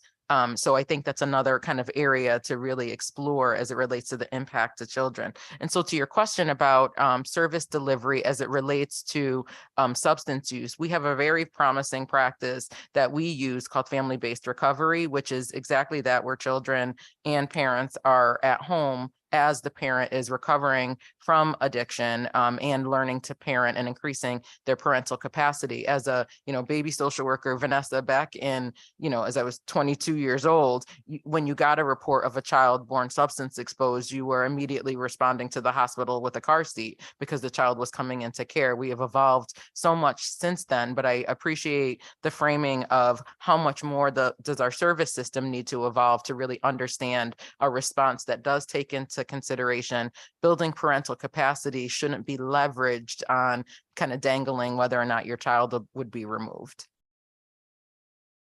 I would also add to that what is really challenging to us, particularly in the fentanyl area, is when it's a single parent who's really challenged by an addiction, trying to parent and raise their children safely. That wasn't the case here, and that's what makes us so comfortable with our case safety planning here. There were 3 other adults in the home, while one had the addiction that they were trying to manage. And so those other adults provided that support. And I think your question hints at that. As long as we can, from a protective factors perspective, provide in home a lot more supports to parents who are struggling, the better the outcome is for them and their children. And so that's helpful when parents get that kind of support. I would just add that if you have someone who needs the support in the home with a child, then that person, even if they are not the birth parent, should have that support as long as the child is there. If that fentanyl problem exists, because we know that just with addiction, there is absolutely no way that parents who are emotionally involved, parents and or caregivers who are emotionally involved with the substance user, are able to always manage that user. Yeah. Thank you. And this is once again getting a little deeper than the questions we wanted, just for clarifying questions. But one of the things that I'm prepared to ask of our next presenter, those in-home services, I suppose this actual question might go to you now. What's your capacity for that? Are you stretched to the limit? Are there enough people to do that? Is there a waiting list? I mean, all of these things that go on, is one program enough? Do we need to invest more money in that? Are you strapped for a budget? All of these things that we haven't spoken about in terms of that program here in the committee. These are things that are really good for us to know so that we can help. What I think might be helpful too, which could come at a later date, if I may, is if you recall, our family-based recovery underwent a review through social impact bonds and really measured in a really 5-year study of the efficacy of FBR against services as usual. And so there was a randomized control sample that was supported through Harvard Social Finance to really measure our substance array. Now that has since gone, the 5 years have, are over, so we can have a report back to you or even a presentation on what we learned in terms of our capacity. But it compared FBR to services as usual. It also added the component that, because FBR was originally from birth to 3 years old, the control there included one area where we extended the age from birth to 6 years old, and it can allow us to make some comparisons as to where we are as a system in handling kind of in-home substance use, high intensity treatment. And so we can, that's a time for a larger discussion about what we learned through the why can't I remember what that was all called? The social impact bond. So that was Pay for Success program. Thank you. That's what I was looking for. So yeah, we can certainly do that. I really look forward to that. Absolutely. And hopefully we can do that sooner rather than later as we move forward with everything that we have. Okay, so thank you very much for your presentation. And then after our next presenter, I think we will all get around the table to do some, answer some questions and formulate a plan. So our next presenter is Dr. Kimberly Caranda. So she's the Director of Statewide Services Division for Office of the Commissioner of DMIS. Good afternoon. Hello. Hi. Thank you for being here today. Thank you. Good afternoon, Madam Chair, Senators, ranking members, representatives, and distinguished members of the Committee on Children. I am Dr. Kimberly Caranda. I'm the Director of the Statewide Services Division at the Office of the Commissioner. And just to let you know, the division provides programming and services for specialty populations, including pregnant and parenting women with dependent children.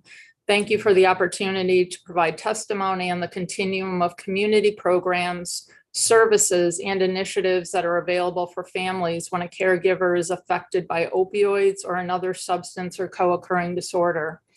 I'll be outlining various components of the treatment and recovery support system funded by DMIS, as well as critical interagency initiatives that have provided the framework for our service array for pregnant and parenting women and their families. And in addressing the concerns that bring us here today, I think it's also critical to acknowledge that addiction is a chronic and relapsing disease, not unlike diabetes, heart disease, or cancer. But sadly, many women with substance use disorders who are also pregnant and parenting are often the most likely to be discriminated against. It's important to understand that these women and mothers have often endured multiple traumas and adverse childhood experiences, including sexual and physical abuse, out-of-home placements, homelessness, exposure to generational violence and substance use, and more. Many are guilt-ridden. They feel immense shame associated with their histories. But I'm also here to say that there is hope. Recovery works. Women and their families are healing every day. Research findings over the past decades indicate that pregnancy is a window of opportunity for women in recovery, and reduction in substance use during this time period is the norm. We must therefore develop responses to the tragedy of fentanyl ingestions among infants and toddlers that are informed by best practice and a recovery orientation. It's important for all of us to ensure that our citizens and caregivers, be they biological parents, grandparents, or others, have information about Connecticut's recovery options so that they'll be empowered to access help if they're struggling with a substance use disorder, rather than retreating out of fear, because we know that isolation can escalate substance use overdose risk. DMIS Women's Services oversee contracts for pregnant and parenting women's substance use residential programs, as well as women recovery support programs, outpatient treatment, intensive outpatient treatment, and a women's recovery navigator program that I'll talk about a little bit later called REACH. All the services are gender specific and trauma informed. They're also located statewide. The department oversees community-based treatment beds for pregnant and parenting women where they can enter care with their children. These are women who require an intensive level of residential care. The services include substance use and mental health assessments, medication management, overdose risk reduction education, including naloxone administration training, on-site case management, connection to recovery resources, individual, group, and family therapy, reproductive health education, CAPTA education and assistance with developments of plans of safe care, and linkages to medication-assisted treatment. In these programs, the parents' treatment services are also coordinated with those of their infant and children. This includes pediatric care, connection to birth to 3, WIC, and early childhood interventions. Women receive 20 hours of treatment per week, and that also incorporates recovery planning and support network development, parenting and attachment education and skill building, and management of trauma and co-occurring disorders. Staff in these programs are all aware of the cases of fentanyl ingestions and equip all discharging women with opioid use disorders with a secure storage container. This ensures that any prescribed medications or substances that could be harmful to children are safely and securely stored. Naloxone education is provided to program participants during their treatment course and at discharge. And we know that naloxone is an opioid overdose reversal medication responsible for saving countless lives in our nation. We must ensure that it's readily available to parents with an opioid use disorder. Ongoing operational oversight activities from Women's Services include site visits, annual and follow-up as needed, technical support, staff trainings that are ongoing, review of critical incidents and case consultations. Providers engage in team meetings in situations where there is DCF involvement around reunification, potential child removal, and discharge planning. DEMAS has 5 such programs in the state of Connecticut. They're operated by agencies with significant expertise in managing complex substance and co-occurring issues. The next program that I do want to touch on is REACH, and that stands for Recovery, Engagement, Access, Coaching, and Healing. Each of the 5 REACH programs provide outreach and engagement services to one DEMAS geographic region. The 5 regionally based REACH programs are staffed with 3 female recovery navigators per agency who offer pregnant and parenting women comprehensive case management and recovery coaching services. REACH navigators are women with lived experience who are in recovery from their own substance use or co-occurring disorders. They use their personal journey to help support others. The navigators receive referrals from various resources such as hospitals, the court system, home visiting, and DCF. REACH staff play a critical role in engaging with some of the most vulnerable women who may be pre-contemplative, meaning that they're not yet connected to treatment. These navigators are trained in various facets of care coordination, including referring women to prenatal care, ensuring women with OUD are connected to medication-assisted treatment. This is really the gold standard for women with an opioid use disorder during pregnancy. They also provide overdose reversal education. They help to have women develop CAPTA family care plans. They ensure that basic needs are accessed, and they provide connection to self-help groups such as NA and AA. Women's Services staff facilitate a monthly learning collaborative with the recovery navigators and supervisory staff and provide ongoing technical assistance and training on maternal and child health topics. COVID-19 specific block grant funding has allowed for the expansion of the scope of individuals able to access the REACH program. Effective September 1st of 21, each program added a family recovery navigator. And the family recovery navigator helps support families impacted by substance use disorders, including partners, single fathers, LGBTQ+ families, grandparents, and other relatives acting in the primary caregiver role. An additional 5 REACH navigators were added to the existing 15 for a total of 20 REACH navigators located statewide. Demas's PROUD program, Parents Recovering from Opioid Use Disorder, is funded by a 3-year Substance Abuse Mental Health Services Administration grant that was awarded to the department in August of 2020. Women's Services is in the process of seeking other funding to not only sustain the 2 existing PROUD providers, but to also add a 3rd catchment area and provider. The goal of PROUD is to engage pregnant and postpartum parenting women with opioid or other substance use disorders in community-based services. Intercommunity and Wheeler Clinic, 2 private nonprofit agencies, are the direct service providers of the PROUD initiative. Each site has a multidisciplinary team, including clinicians, care coordinators, case managers, and peer recovery coaches to work with the woman and any members of her household who might benefit from services or referrals. Special attention was paid to address traditional barriers that women encounter when trying to access or remain in treatment when we developed the PROUD service model. In response to this, PROUD site teams work with women and families in the home, in the community, and at the 2 program sites based on the client's need and preference. Additionally, Wheeler Clinic and Intercommunity provide wraparound services to each woman and their family members and partners to support whole person health, including behavioral health, primary care, MAT and MOUD, as well as pediatric care. The PROUD teams engage in extensive community outreach and engagement activities, including collaborating with birthing hospitals in their geographic catchment area. The PROUD teams work closely with these hospitals to promote individualized and recovery-oriented discharge planning for women and infants impacted by perinatal substance use, and ensure that hospital personnel are educated and supported when developing plans of safe care. A portion of the PROUD SAMHSA funding is designated to provide training and education to healthcare professionals on topics related to best practices in working with women with opioid use disorders.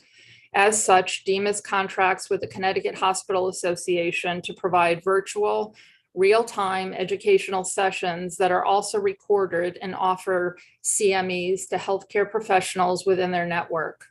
CHA has been an invaluable partner to the department and other sister agencies related to staff training and has assisted in advancing perinatal behavioral health initiatives by leading, representing, and serving birthing hospitals and healthcare providers across our continuum of care. Access Mental Health for Moms is another very exciting initiative. It's a consultative perinatal psychiatry service available to all of Connecticut's perinatal practitioners. So that's obstetricians, gynecologists, midwives, primary care providers, mental health and substance use treatment providers who might be working with pregnant and postpartum women, presenting with mental health and substance use concerns, irrespective of insurance coverage. This program is administered by Beacon Health Options, and Access Mental Health for Mom program consists of one statewide hub team led by a board-certified reproductive psychiatrist from Yale School of Medicine. It's staffed with a licensed clinician and care coordinator at Beacon to support perinatal practitioners, their parents, their patients, and others in the family to connect to services. The hub team provides real-time psychiatric consultation, individualized case-based education to perinatal providers over the phone. The conversations may also entail diagnostic clarification, psychopharmacology recommendations, counseling recommendations, and resources to help perinatal individuals connect to community resources. To date, there have been 46 obstetrical practice groups with 93 site locations enrolled and 82 consultations. The Beacon team clinician continues to work with parents identified during the consultation who need additional resources and support, as well as follow-up. There are perinatal practitioner toolkits and screening tools available on the website, as well as links to upcoming and pre-recorded training sessions supported by CHA. DEMIS is also involved directly with the Department of Children and Families in our 5-year strategic plan for substance exposed infants. This is now referred to as SEPI, the Substance Exposed Pregnancy Initiative. SEPI aims to strengthen capacity at the community, provider, and systems levels to improve the safety, health, and well-being of substance exposed infants and support the recovery of pregnant and parenting people and their families. In collaboration with DCF, DEMIS co-funds a full-time physician at Wheeler Clinic to support this statewide initiative. DCF also funds one additional FTE to help in the implementation of CAPTA plans of safe care. The first 5-year strategic plan was developed in 2016 after receiving in-depth technical assistance from federal child welfare partners. In January of 2022, the second 5-year strategic plan was finalized, 2022 to 2027. This plan was approved by DCF and DEMIS commissioners and distributed to stakeholders. This plan and executive summary are accessible on the SEPI-CT website. SEPI is also supported by an executive team. There's a SEPI statewide coordinator together with DEMIS and DCF leadership. This group meets bi-weekly to maintain consistent communication on the ongoing status of the initiative and provides guidance and support to the SEPI program manager on significant topics that impact pregnant and parenting women and their families affected by substance use, as was the case with the fentanyl ingestions. There have been ongoing guest attendance by myself at the monthly child fatality review panel meetings for the past 4 years in order to stay abreast of the current trends and unexplained or unexpected circumstances related to the death of children under 18.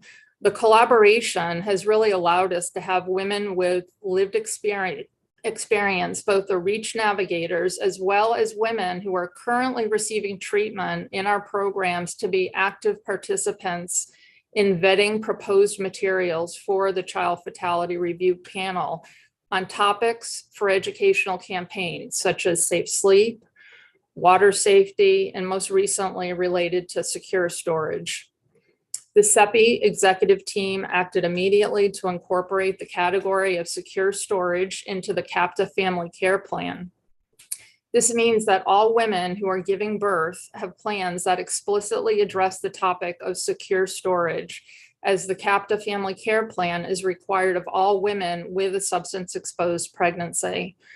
The goal is to develop the plan as early as possible in a person's pregnancy and to have the plan guided by the woman in recovery primarily, but also providers or persons she identifies as helpers. It addresses her evolving needs, the needs of the infant, as well as needs of those in her support system. In addition to the executive team is a well-established group of stakeholders who provide guidance and direction for the initiative. These individuals and state and private nonprofit agency representatives have expertise in maternal and child health, mental health, substance use, child welfare, pediatrics, neonatology, as well as advocacy for birthing people. The group meets quarterly to discuss updates and emerging work in the field. There are also a number of work groups that support this SEPI initiative. The strategic plan that was formed by DCF's CAPTA portal, we use data as well from the 2020 Connecticut Maternal Mortality Review Committee report, as well as the 2019 Connecticut Behavioral Risk Factor Surveillance System and the 2018 Connecticut Pregnancy Risk Assessment Monitoring, better known as PRAMS. With the guidance of the executive team and core team, 4 priority areas and their respective strategies were identified. These strategies are related to CAPTA and plans of safe care. We're going to continue to build local and statewide system capacity to enhance CAPTA and plan of safe care implementation, education, ongoing technical assistance, including increasing community outreach worker efforts to educate birthing people on the plan of safe care. We've also been focusing on screening and brief intervention. really promoting universal screening practices in order to identify substance use issues as early as possible, while thoughtfully addressing the current barriers that make this challenging to implement broadly. This includes an inventory of the current screening landscape across the state, increasing the availability of practice-specific screening related to trainings for providers, and targeting outreach and collaborations with providers and systems that are interested in enhancing their screening, brief intervention, and referral practices. We also have a marketing and training work group. This promotes a broad understanding of the complexities of perinatal addiction. It also includes best practice information, including but not limited to resources on supportive strategies for birthing people, families, and children who are affected by substance use disorder, and touches on the role of stigma and discrimination.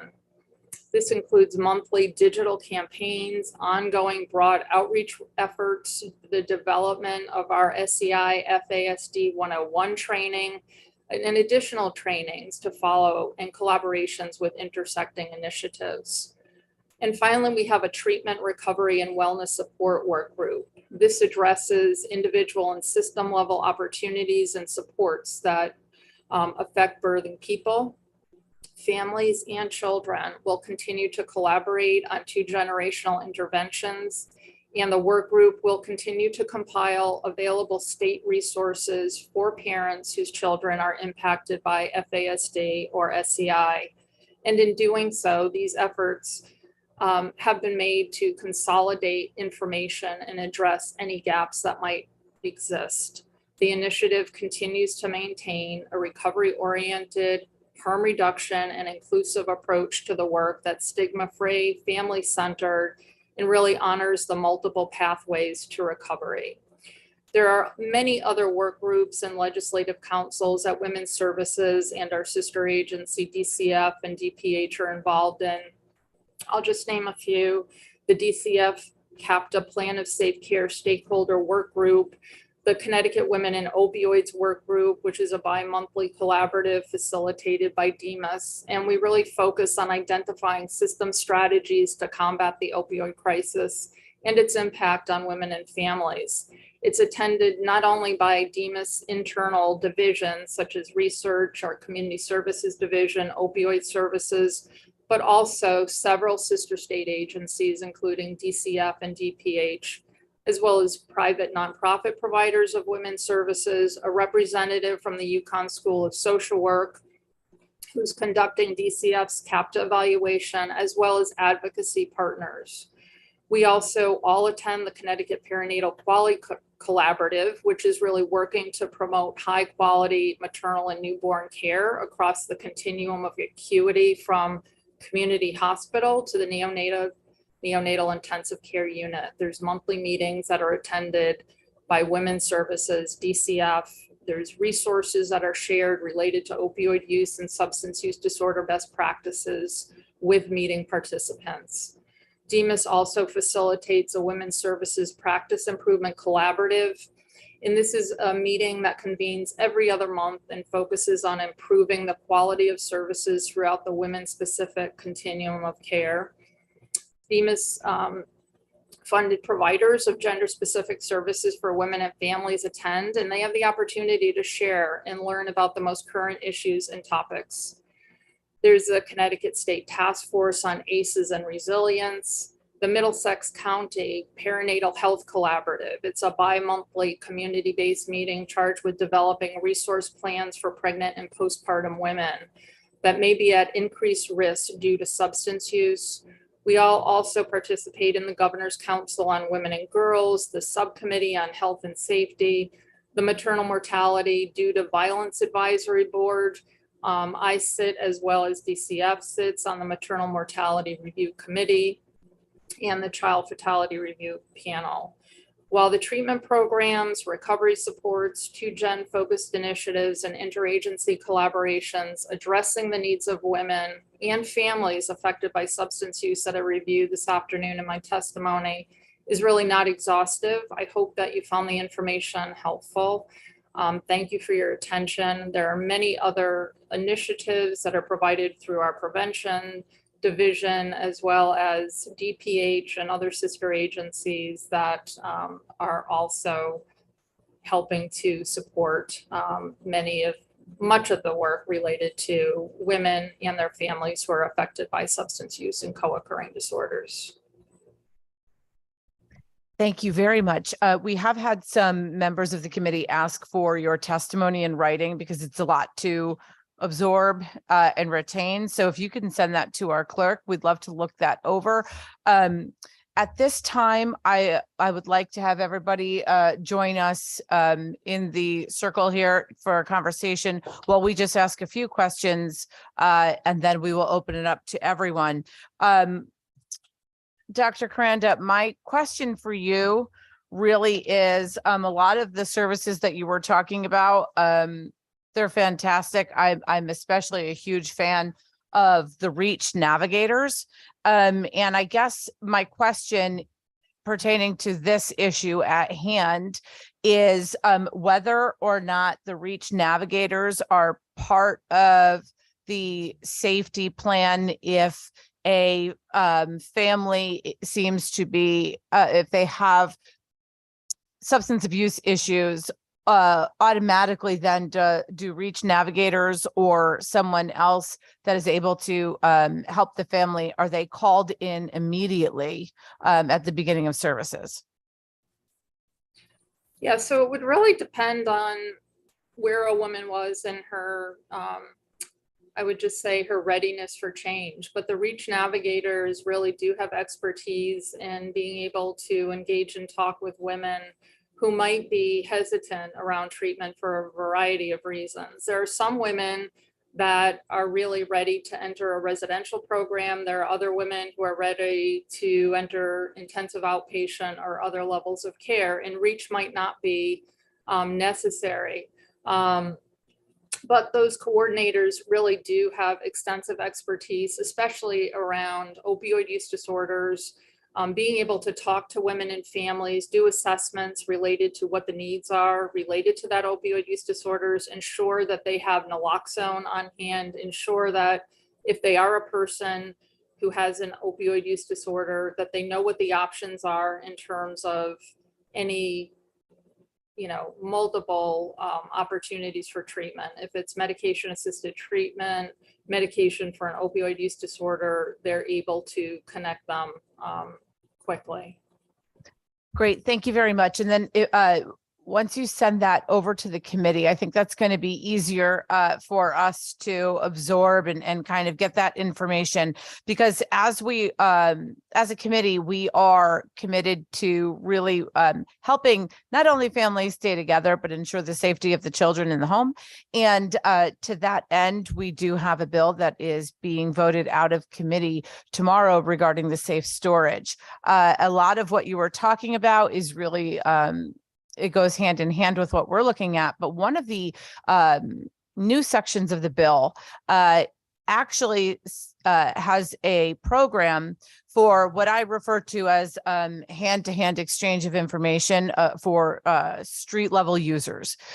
So essentially that information that you were talking about for a pregnant mother who gives birth to someone who has tested positive, or rather she has tested positive and gives birth to an infant who is drug dependent, and you give information about that safe storage. In an effort to have harm reduction, this bill then requires that information to be handed out at the street level to people who are using. The committee would really welcome your input on what community providers would be best to utilize, number one, and number two, how much it's going to cost, right? So we put in a small amount of money at this point because we didn't know how many providers there would be, but given our ability to utilize possibly ARPA dollars or some other different areas of funding, we would like to have a real idea of how much we need to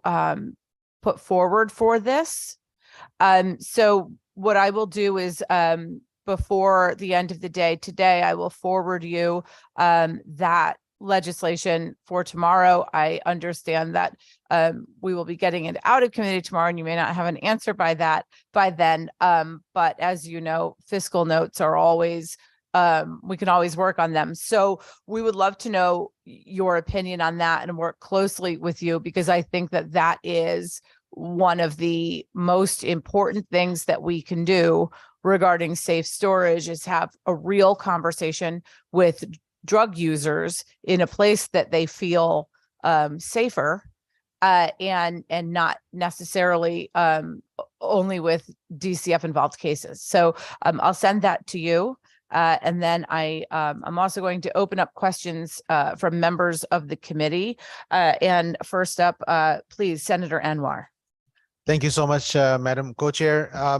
Thank you, Commissioner. Thank you, Deputy Commissioner. Thank you, entire team of the Office of Child Advocate. And thank you, Ms. Kimberly Caranda. Today, what I saw today is how well our government is working in so many ways, because this is what the intent is, that even if there's one single case, and there's obviously more than one case, we actually come together and then have a conversation, and a frank conversation about what needs to be done. And in the medical perspective, we say that there's a sentinel case, and then we do root cause analysis, and we start to go deep into missed opportunities. And I obsessively looked at the entire case of Kaylee, and started to see there may have been missed opportunities there. And I also recognize the value and the important work that the DCF does every single day, and all the workers do every single day. Because if the workers were not doing what they're doing, we will be here every day, every moment of the day, having similar conversations. So I want to thank each and every worker who does the work that they do. This is very, very difficult work. But also it's important to recognize that our society's challenges are changing, as our co-chair has very well stated. And those challenges are changing with the capacity and the number of people who are able to manage that. We are at times not at sync with that. I'm currently also chairing the Public Health Committee. We have a bill on opioids. So I have selfish reasons to be here, but very emotional reasons to be here, because we have a responsibility as legislators. Because as legislators, we can say certain things. And I will say those certain things today. Those certain things are that DCF, you don't have enough resources. You don't have, when you have a medical or your communication system is from 1992, we are not doing good enough service. I can say that, you perhaps cannot say that. So I will say what I feel I have the luxury to be able to say, that as a state, if we are going to allow you to work with a computer program from 1992 to take care of the challenges of 2023, we are not doing justice for our children. And that's something that we need to do. When every healthcare system, when every hospital, even UConn, have electronic medical records where we can generate reports before even the patient is leaving the office, why are we leaving you with First World War technology when we are dealing with the beyond far, far more complex issues? So we have a responsibility. The other thing is that if I was to look at that case and at least the information that I have, I feel that there were opportunities lost when we knew that the father was, even on a Zoom meeting or a computer meeting, was looking like he was under the influence of chemicals and substances. There would have been an opportunity to try and go, but how are we able to do that if we do not have the workforce? How are we able to have a communication system which would be seamless, to be able to say, this is not looking good, we need an in-person assessment? We use this term, and I'm throwing a lot of things up there because it's maybe the chair will say not to speak anymore. So I thought I'd just put all of the data and information out there. But in the Zoom world, we have said Zoom is here to stay. And that's commonly said that, well, that's one thing, good thing that has happened from the pandemic is that Zoom is here to stay. But perhaps for some homes where there's opioid in the family with DCF clients, Zoom is probably not the way to go. because there's so much more information that you get when you walk into a space and then see what's there, the drug paraphernalia that were found later.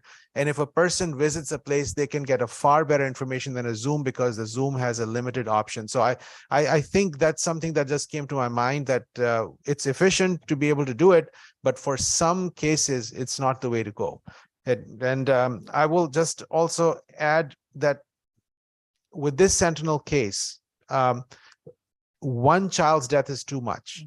And if this one child's death is too much, we are coming together to make a statement that it is too much, but the results are going to be that we are going to work collaboratively with the existing systems and the various bodies that are part of the system, where there's Office of Child Advocate, there actually is going to independently assess, and then DCF, which is going to assess itself. And then we as the legislative body can say, hey, we are going to play our role and see what we can do to help out. This is not about saying one is less than the other or the other is not doing their job. We need solutions. We are all on the same team. And then that same team is to protect every single child that we can. So I've thrown a few things there for people to comment on, and I will not go into the specific questions right now, but probably do later. Thank you, Madam Chair, for allowing me to share my thoughts. Thank you. Thank you so much, Senator. Is there any reply?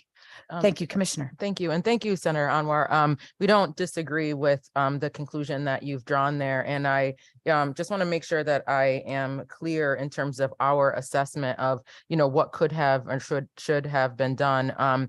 What the conclusion that you're drawing is the exact conclusion that the supervisor drew on that particular case. I have to be very careful because federal confidentiality laws preclude me for talking about the things that raised our concern about that particular household. Unfortunately, the day that the worker was scheduled to be there in person was the day after the child passed away. And that decision, I think, is probably one of the hardest that we'll have to live with. But the supervisor had concluded exactly what you've said as a result of reviewing what was kind of transpiring and unfolding. The other thing that I want you to be assured of is because of, and I might have said it really quickly in my testimony, but I want to reiterate it, is as a result of the review of not just this case, but several, as we've indicated, fentanyl being a game changer, do we have to approach these cases differently? We've entered into what's called interim guidance through a fentanyl advisory council that we've, gotten a lot of resourced information to be able to say to that frontline social worker and their chain of command, if you know that there is fentanyl involved in a particular case, what are you doing? And so we did an inventory of all of the families that we're working with in which fentanyl has been identified as being known or suspected. Once that inventory is done, it has been completed at the same time. New cases that have come in which fentanyl has been identified as an issue in that particular case, they're within 24 hours of knowing that information, the social worker has at their disposal, and they must convene a multidisciplinary team of our legal, our substance use experts, our medical folks to come together to determine what the next steps are. Because I do think a more comprehensive multidisciplinary meeting related to families in which fentanyl is involved was warranted. So when I say that, when I look back on this case and standing behind its work, it's what we knew at the time that since has changed in the year since this particular tragedy has occurred. And all of those things are in place and they're occurring currently. So I want to make sure that that is clear. Also, too, one of the things that, Michael, did you want to add anything to the assessment of the work on the case that I didn't?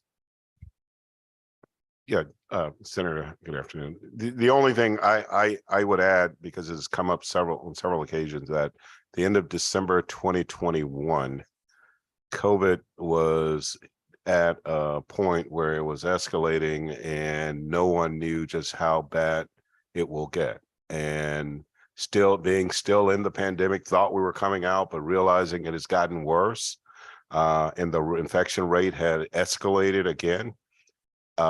In concert with our unions and everyone else, out of the need to protect our workforce, for a 30-day period in January, we gave the directive to them to use this option now of a virtual visit when you see that it can be done, so that our workforce will not unnecessarily, but will not bring COVID into a home unknowingly, or walk into a place where COVID exists and they too become infected, and we're not contributing to the escalation.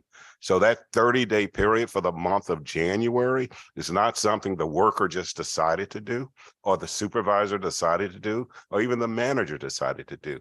It was from us to them to say, since we've already have that tool, we stopped using it that May and said no longer is a virtual was a part of our protocol, and it was not used anymore. We resurrected it for that 30-day period out of caution for the rising rates of COVID, and concern for our workforce and concern for the families' homes that they were going into, as a hope to not contribute to that and keeping people safe. That's the context of why those visits was virtual.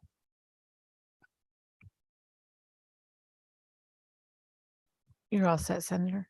I have more questions, but I do want others to ask, and then We'll circle back to you. Thank you Yes, so yes. much. Appreciate that. To my co-chair, anything you want to ask now? Okay, so I'm just going to ask a few questions and then we'll open it up again. Safety plans. Do safety plans go over not just a quality assurance with a quality assurance lens, but are they consistently updated on, and not an individual plan, but what items need to go into a safety plan and what questions need to be asked? How often are those updated? So every child protection manager that has a safety plan in effect underneath them know that the plan exists and know the status of that plan. Each case is unique, so there is no directive that every 2 weeks you do that, because anything could come up and the case situation can change. What we do expect is that supervisors and supervision with the social worker on the case, which is every 30 days, in that supervisory conference, they discuss the safety plan that's in effect. And in that conference note, a narrative note, there should be evidence that they talked about it and whether or not families were abiding by it. There are times when families where the safety factor that created the need for a safety plan has begun to be mitigated, and it was just a matter of time before they can release the plan itself. And then there are times where the safety factor that brought that plan to reality escalates in a matter of a week or two, and then we have to quickly move on the plan. The primary purpose of the plan is whenever there is a factor that has created an unsafe situation for a family. Sometimes we use those plans when a family situation isn't necessarily unsafe, but a conditionally safe, which is a result of an instrument that we use to make a determination as to whether children are safe, unsafe, or conditionally safe. And in this situation, they were conditionally safe. Right. And so Conditionally unsafe. so basically what we're saying is this is a living document. Right. Yes. And so the commissioner had said, that there's no on-site test for fentanyl, right? To check to see if someone, I would imagine that there may be some issues with walking into someone's home and requiring them to take a fentanyl test anyways. That just may not be constitutional at some point. So I guess my question then becomes, what are the checkpoints that your staff uses to determine if there is a possibility of substance use within the home?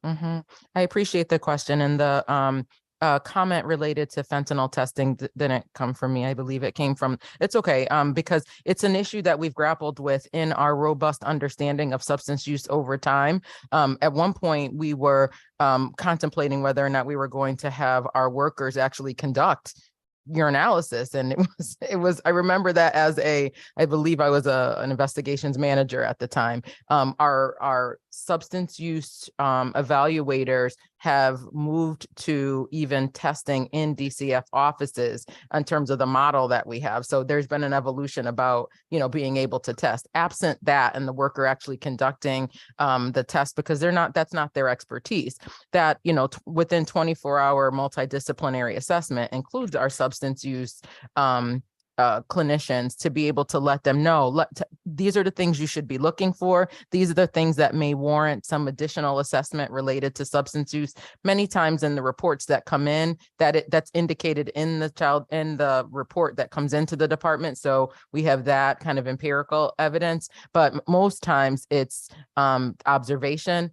self-report, or something that another stakeholder has reported to us. So this the interim guidance that includes being able to have that multidisciplinary assessment within 24 hours gives the worker some additional guidance. Also, the Department of Public Health has put out a free app, which is called the NORA app, Naloxone Overdose Response Act, that anybody can use. And we've installed that on all of our state issued equipment so that frontline social worker has at their fingertips the ability to have some resources related to understanding substance use. But I would yield that question to our DEMIS colleagues about kind of how you make those types of assessments in the work that we do.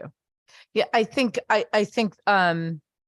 just asking the question to the room was really more where I was going, right? So I don't think we have to worry about listing it out exactly, but because I guess that my follow-up question to that was, I had originally asked Demas, hey, is there a sort of a trigger mechanism that automatically gets these reach navigators or whomever out? And so my question then to you is, do you believe that that would be helpful if it's required that whenever you go out and you're heading to a home and you believe whether or not it's from self-reporting or from what you are seeing in the home, that there is substance use going on in the home, that it's an automatic and if you're wrong, hey, you had a couple really great people come into the house and help them with some other things perhaps, but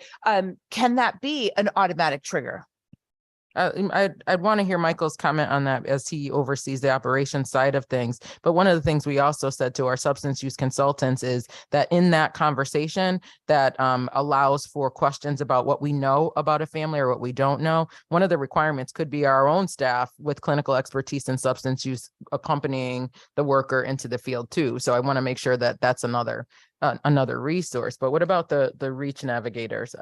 Have you had an opinion on that? It is one of several interventions that we can put in place with our new protocol related to fentanyl. Once knowledge of fentanyl is there, that it exists in a family, we immediately move to an interdisciplinary process that includes our legal team, clinical team, even our medical team and others, to have a clear and very critical conversation on what should be the intervention here. Should it be a removal, or should there be an intervention of different service types that could address that, dependent upon the person who has tested positive or reported to use fentanyl, and how they are working with us will determine what that interaction will be. But here's what normally happens in our course of business is that most of the folks will report that they're using marijuana, cocaine, or heroin, and don't know that they're using fentanyl.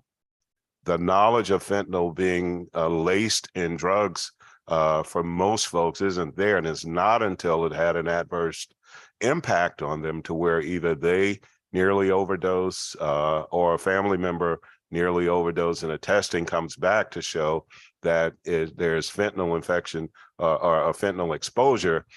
Most of folks didn't know that the drug that they used had that substance laced in it. Right. And so that's my next point. We're dealing with something where the very tiny residue can kill a child. So, and this has never really happened before. I mean, it is literally the smallest amount, the tiniest bit of residue that you may find on a spoon in the drawer.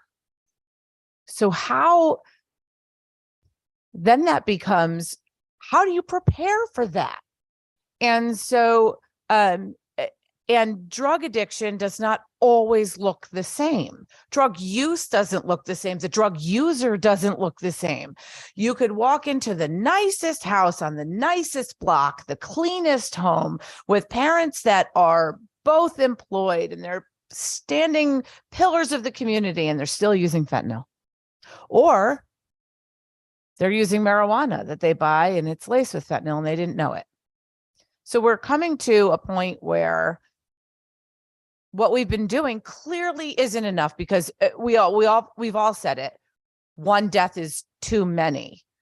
I just, I want to impress upon everybody is that the importance of evolving with the issue That's right. has never been greater. Mhm. And so the question then is of quality assurance and the ability to make decisions and institute policy quickly on a dime Mhm. because of what you're seeing in the field. And to Mhm. that goes data. Mhm. And so I want to just turn quickly to Sarah Egan. May I comment just before Oh, you sure, do that? please go ahead. Only because I think it's important to also point out that we were in that same space this time last year, and that all of those things that we have listed that have been implemented since then. I will say too that in the year's time since this tragic death, we have not had a case of a child in any of those families that we just inventoried had met that same outcome. And so I think that's a critical reflection of when the department recognized exactly what you're talking about, the lethality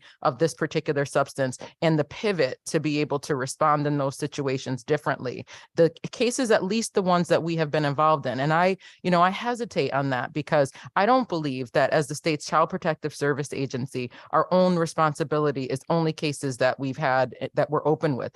I believe our responsibility is to all kids in Connecticut. And there are, since this letter came out, there have been overdoses of parents and ingestions by children. But when I think about the policies and procedures of the department, since Kaylee's death in that year's time, there has been exactly what you're talking about, that quick pivot. Hey, what do we have here? We have a couple of SQRs that we have, ordered to look at our practice. And one of the common threads and the through line was this advent of fentanyl that we had not experienced in the past, and being able to quickly put things into place to give people more information is exactly what we did. It's hard to talk about it today as to what if we knew today what we knew a year ago. I think and our workers and our supervisors have said in the process that Jody talked about and described the things that they retrospectively thought would have been different. That's why I reacted to the term deficient in our work, because I think they just didn't know what we know today. And I think that's such a good point. So then as a quick follow-up to you, have there been any cases where you believe that those things that you put in place made an actionable difference in the home?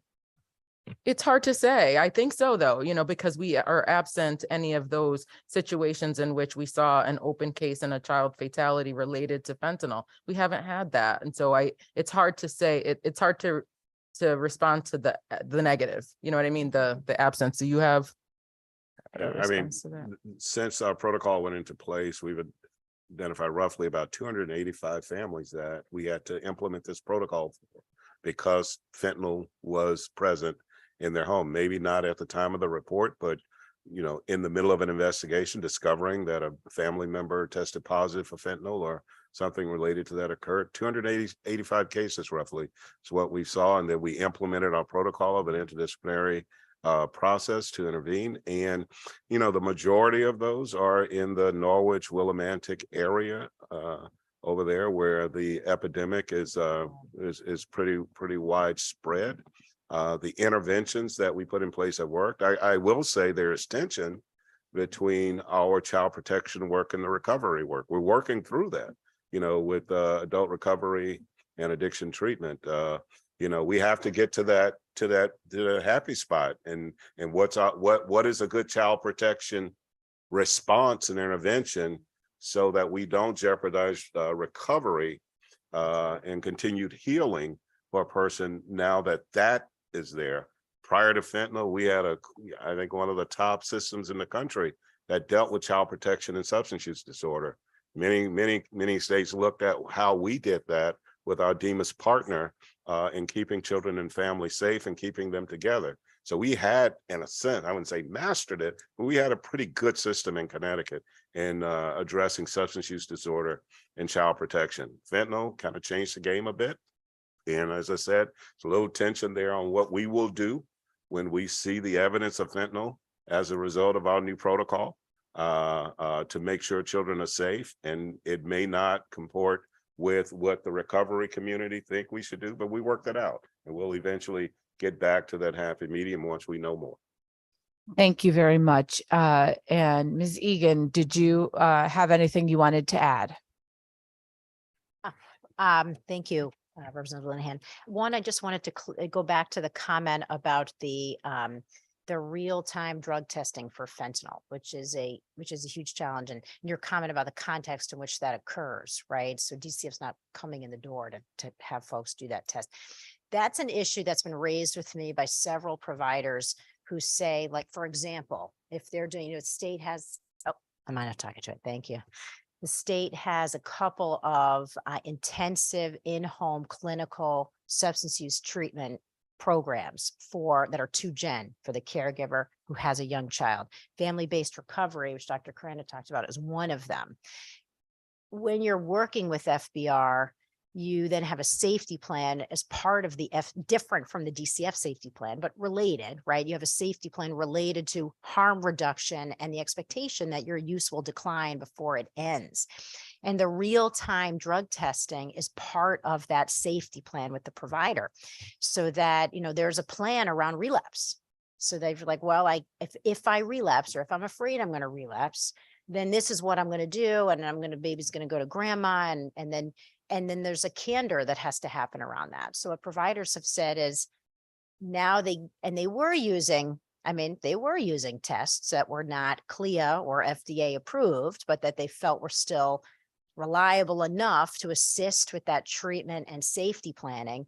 And now, and I certainly understand the reasons why they've been told not to use those, because they're not adequately FDA and CLIA approved for that. But that creates this challenge of now, so FBR comes into the home multiple times a week. And if the concern is fentanyl and you have a safety plan around relapse and you can't test in real time, it creates an enormous challenge. And that's, that's everywhere. But so I just raised it just to clarify the context in which that matters. But it's just one of the other challenges created that we have to find a solution to. And one of the providers I spoke to said that, well, they're doing lab testing twice a month, but they're like, it's not meaningful in the context of what they're doing, right? So I just wanted to clarify that. Coming back to the I do want to come back to the quality assurance piece around safety planning, right? Because I think that, that is one of the drums I'm beating here today. I know I said it a lot, right? I can't not say it again before the session's over. But that capacity to, when DCF put out the new safety planning guidance, which is comprehensive in a lot of the ways the commissioner and Deputy Commissioner are talking about, it came with that QA plan of these are all the things we expect and these are all the ways we're going to review it, right? Which is really important to do. And so the QA plan was like, well, these are the big things we're going to be looking at with our tool. We're going to be monthly. We're going to be looking at, all the things that we want to have happen, a dynamic plan, it's reviewed in supervision, the visits are probative of the safety plan, all of the work that makes that work, right? Because children die from or are harmed or have poor outcomes, partly, yes, related to fentanyl, but partly related to a lot of things. So the safety planning is, as the department said, when they issued the practice guide in August, safety practice is the foundation of the work. So I do want to come back to how is that assessed in real time in ongoing cases? And are there barriers to implementing the QA plan are there resource barriers to implementing the QA plan that was mapped out in that August guidance, right? So now it's 6 months later, right? 7 months later. Are there barriers? Is this still part of the plan that folks want to do? And if there are barriers to I appreciate what Deputy Commissioner Williams was talking about. I know what their link system looks like in terms of looking at the qualitative case practice, right? You have to have a tool, and then somebody's got to draw down the records, and they got to look at it 20 times a month or 25 times a month or however 50 times a month, however many times you're going to do it. Is that still worthwhile? I think it's important. Are there barriers to doing that? And how do we surmount those barriers? I think is just a comment I'm putting out there. Thank you very much. Senator Mo. Wait, I have a question. Was that a direct question to the commissioner? Because I feel as though it was. So rather than my asking a question, perhaps Commissioner, you would like to respond? Sure. I think it's important to make sure we don't conflate three different activities: quality assurance, quality control, and quality improvement. Those are three different things that occur in our practice, and performance management as well. And so the question about whether or not, whenever we conduct, and we do this on all cases, our instrument to determine safety, which is a structured decision-making instrument, that instrument yields to us a result to determine whether or not a child is safe or unsafe or conditionally safe, along with the factors that exist in there. So once that happens, then we have a safety plan. And so from a quality control perspective, do we have safety plans occurring every time there's a safety factor identified in a home by way of our instrument? That's our quality control system to say, yes, we do. And that's what managers do and supervisors do on a day-to-day, case-to-case basis when they review and supervise those cases or meet and conference those cases with the social workers. The quality assurance component of that is what managers are asked to do in their offices of caseloads that are underneath them, to know that there are safety plans underneath them, quantitatively, how many of them are there, and whether or not supervision is occurring on them. That's work that they do in real time, and it's documented narratively within their supervisory or managerial documentation. And then quality improvement is the part that I think is the challenging part, which is, of all of the case plans you have on, if a manager has 100 safety plans underneath them, and know that those safety plans have been getting supervision, how do you know that they are of good quality? And what indicator are we using to determine that the safety plan is a quality plan? And in order to do that, it would require either taking a sample and extrapolating the finding from a sample, or taking all of them and reading them against a standard of indicators to determine if they met that standard. And so from a quality improvement perspective, that's dynamic. That's the hybrid piece that we do within the office and within our central office, in the local office and our central office, to kind of give us an indicator of whether or not the quality of those plans meet a standard that we would expect. But from a quality control and quality assurance, it's happening in real time and managed by the managers locally. And are those reports making their way to the Office of Child Care Advocate? That's the challenging part, because to produce a report would mean, again, we would have to go through the narratives, look at every case, catalog it, and then put it together in a report form. We don't have a canned report. What I can tell them is, on cases that are open in the agency, how many of them had a supervisory conference in the past 30 days? I can give you that data. I can print that out right now. That's a quantitative data point. My expectation in those cases is that if there's a safety plan, a supervisor has reviewed it with them. Now, to know that to be true would mean I would have to open all of those supervisory notes, read the notes, and then document, well, yes or no, and then give you a percentage to say of all the cases that has a safety plan within it, X%, 90% of them have been reviewed and is constantly reviewed in supervision every 30 days by a supervisor. Senator Seminara. I just have a quick question. How much of this inability to compilate all this information is a result of your antiquated system? Practically all of it. I mean, I'm sorry, Senator Anwar Mhm, said it earlier. mhm. I'm just kind of following up because I feel like if your system is from 1992. And I want to correct, it's 96. Not Okay. that makes much better, but I want to make sure that the record That makes all reflects the difference. accuracy, but you're absolutely right. I Okay. don't mean that to be flip, but I just want to be accurate. That's fine. I appreciate the correction. 1996 doesn't make it too much Much better, better, just so you right. know. But I'm just wondering if that is a direct correlation to the antiquated system that you have and the inability to input information like that, Mhm, which is qualitative and absolutely. information. Mhm.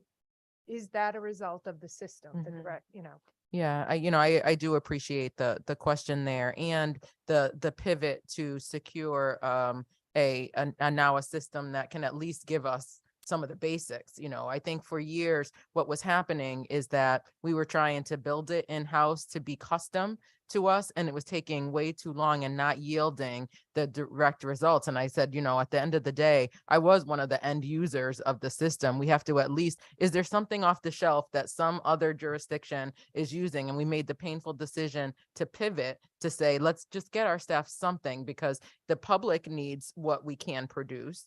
Our families need us to be able to have an accurate repository, and our staff, who are the end users, need to be able to navigate a system that they can quickly get information on. And so we just procured that system and just awarded that contract. You want to talk about that? Yeah, I think I did mention that. I would be remiss if I didn't say, 1996 was a long time ago, and it's akin to like having a Pinto, but just so you know, we put a new engine on, we put rims on it. We tried to fix it up. And so we got a little bit but it's still a Pinto, right? And so we needed to get a brand new, vehicle. And that's what we're doing. We're cautiously optimistic that this new vendor will get us there. The field has evolved. And so there have been a lot more gains since 1996 and other jurisdictions. We're learning from what they're doing. And although it's not perfect as of yet, we are cautiously optimistic, and our recent pivot, we think, will get us closer to where we need to be. We just need a minute to try to figure it out and give our new vendor an opportunity. Thank you. I just want to make a comment on this. In the process of doing this, and I do understand it, and I developed a proprietary, actually, we went from proprietary to Salesforce was the one that we used. And we did it all in-house, and we built it in 2010.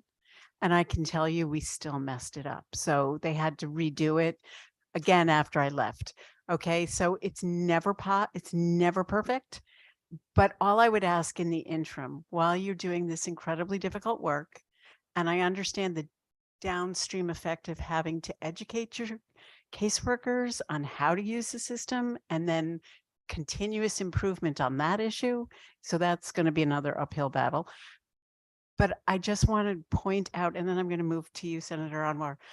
I want to just point out how important it is when Sarah spoke to, can I call you Sarah, Ms. Egan, advocate, I'm not quite sure. When you spoke to the issue of full transparency, floor to ceiling windows, even though you don't have the information that she is hoping that you have, I would just highly, highly recommend that working together to give as much transparency as possible would be the best step forward. 100% agree. Thank you. Senator Onmore. Thank you so much, Madam Chair. I'm going to ask a few yes/no questions if you don't mind. The reason is I have to run to another meeting, and I've already missed one meeting because this is far more important what all of us are doing here. If I heard you correctly, Assistant Commissioner, you said for the QA programs, that was your vision. That's not happening right now, is what I sensed. Is that accurate? For QI, QI. yeah, but for Okay. QA, Yeah. we have a manual, non-automated process that requires every 6 months, children who are in foster care through our administrative case review process, a set of staff, QA staff, read their record from top to bottom and bring in the child, bring in the family, bring in the workers and everyone, and walk through that case to determine where it is and check the boxes and do that. And did you do this yet? This was the goal. So we have that very elaborate system in place, but it's not an automated process. It's still a very mechanical process. And Commissioner, if I heard you correctly earlier when you were speaking, did you say that 70% of the DCF clients have some level of substance use issues? So again, the quality of that data point, that was a point in time reflection of just reviewing all of our cases to see if someone in the household had a substance use issue. I can get you a citation of when they actually did that. It wasn't recent, but I've been using that as an example of Yeah. how prevalent substance use is with our families. And I also wanted to know if an individual or a family members are going through substance use related challenges, are they automatically and they have children at home, are they automatically referred?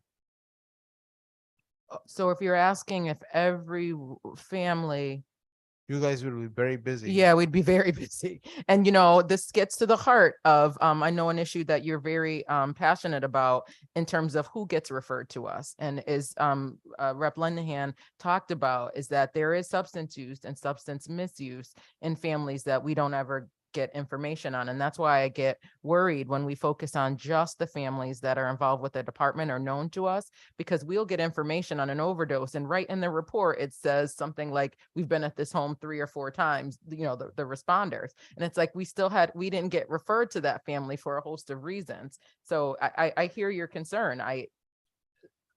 I do think that certain communities get overly surveilled and then get referred to us, and that the issue with equity, there's also underreporting and right, like evidence of that. I thank you for that. Is the CAPTA portal that Dr. Karanda talked about. So that was a portal that, again, other jurisdictions haven't stood up, but we did it. We taped together what is the expectation of birthing hospitals to report or to notify the Child Protective Service Agency of a substance exposed infant. When we looked at our data related to who gets a report and who gets an anonymous notification, clearly down zip code lines of, what gets reported through our, regular system, which tells us that there's still evidence of implicit bias that happens. And we work with our birthing hospitals along with DEMIS to try to address that issue, because that the notification is an anonymous type of reporting, but that gives us some empirical evidence of what you're asking. And part of me felt that it would be worthy for the ones who are actively at a high risk substance use users to have the children and the families be referred, but that would become a barrier to treatment and seeking treatment. Yeah, So it's not an easy answer. We it could isn't. end up harming the potential of improvement of those individuals. So Mhm. I do think it's worthy for a group of experts to sit and make some recommendations around those, because what is being referred to you is literally a sliver of the real big population believe that's so. out there, which is not even getting captured. And I feel that there's going to be an opportunity to look at it much more Mhm. deeply and more intentionally, because there could be a backfire which would cause more problems to happen. Yeah, and I think that's the concern of our DEMIS partners. And that I'm speaking for them. if I may ask, Ms. Egan, as I said, we have an opioid bill that I'm working on, and there are bills that the Children's Committee has as well. Any thoughts that what could be added to those with the space that you're living in, to be able to address some of these challenges, and anyone else who would like to just add on to that besides upgrading the system and getting you the QI people in the system. Yeah, so one would, well, as we outline in our report and in our presentation, one is I think we have to have the QA pieces in place for any agency serving vulnerable populations where there's such little margin for error. And articulating the expectations of case practice is really important. Training on it is really important. Summits on it is really important, but being able to evaluate the practice through sampling in real time is, I think, just a must. So I think we have to figure that out. This is a budget year. I know DCF had their budget hearing today. I mean, this is a recommendation we'll make to the Appropriations Committee if the resources are a barrier. It's I would say, one, how many folks are really needed? And that's, I guess, rhetorical for today, but to do case sampling, right? Around, I mean, you can't do it. Deputy Commissioner Williams talked about, I'm not talking enough into the mic, sorry. He talked about the ACR process for kids in foster care, right? Which is a unit and it's staffed and people pull the record and they look at it, right? Do we need something, well, case sampling, you wouldn't need something that big. But if you have 1,000 in-home CPS cases and you have X number of children under the age of 3 within that as a numerator, what would effective case sampling look like, and how many staff do you need to do it around safety practice, right? So that is a big recommendation that we have. Obviously, the technology is an issue, and that has to continue to be prioritized at the state level. 2, we have submitted language to the committee around not only reviving the children's report card, which doesn't need a bill, but in refining some of the measures. And we've provided language. We've given that language to the department as well. I think, a while ago at this point. So I would love to find a vehicle for that, to do that, and to be clear about the measurements for safety, permanency, well-being, and child fatality review that we want. Right. 3, on the big issue of service delivery that we're really talking about, and I have been, we made a vehicle in public health on opioids. I mean, I think what we really want to get at is sort of accountable strategic planning for continuing to address the challenges in the service delivery process. And is there an existing vehicle to do that, right? So DEMIS, I'm sort of thinking out loud, this is what I've been thinking about, DEMIS, put out its 2022 report, which includes information from DCF, from judicial, from others around substance use treatment, sort of the landscape, what's happening. That's posted on the state's ADPC website, Alcohol Drug Policy Council. Is there a way to use that council as a vehicle for issuing an accountable strategic plan informed by members, which includes providers and folks with lived experience, and create, and I keep using the word accountable, but it's really to hold ourselves collectively accountable, give it some parameters around the kind of data we want that plan to look at, the kind of content we want it to have, and give it a regular reviews by the legislature so it can be acted on from a policymaking and appropriation standpoint. That's an idea that popped into my head as we were preparing here, that maybe that's a vehicle to do that. But just as we were talking about children's behavioral health and sort of what's the landscape and where are the services and what are the waiting lists and all those kinds of things, having a systematic, data-driven and expert-driven approach to strategic planning on this dynamic and ever-changing public health issue, with a structure to bring folks together to talk about that and make the changes needed as we go, I think is really important. And maybe that's one. I'm sure are others, but maybe that's a recommendation for the public health bill, if that made sense. Thank you so much. And I'll just put one more thing, is that as soon as we are able to handle the naloxone issue with the fentanyl, they're now mixing it with xylazine, and Narcan doesn't work. So it's almost like the murderers out there. are trying to get ahead of everything that we are trying to do. And which is our challenge. I have to run to another meeting, but I just wanted to close, Madam Chair, if you'd allow me, just by saying that we really are on the same team. We all come from the place of love for our children and the next generation in the state of Connecticut. Whether you are working for DCF, serving in that capacity, or you're working for Office of Child Advocate, or you are a legislator, or the people who are watching. And this process should give people comfort that we watch and then take care of each other and then make sure that we continue to enhance and increase our capacity, but also look at what can be done to keep getting better at what we do. So, and everybody in this room and many of the people who are listening are very much on the same team. Thank you so much. Thank you. Thank you, Senator. Thank you, Senator. Are there any other questions? Anything that someone wants to ask before we end the meeting? Okay, if not, and there's no one online, then I think what we can say is that we'll be looking at the transcripts of today's meeting, formulating a response. We'll be getting back to you. You do have the funding for this new system, correct? Okay, just wanted to make sure that you did. I wanted to add one other thing, which I think is incredibly important. And there was a comment made that fentanyl requires a transformation of service delivery system.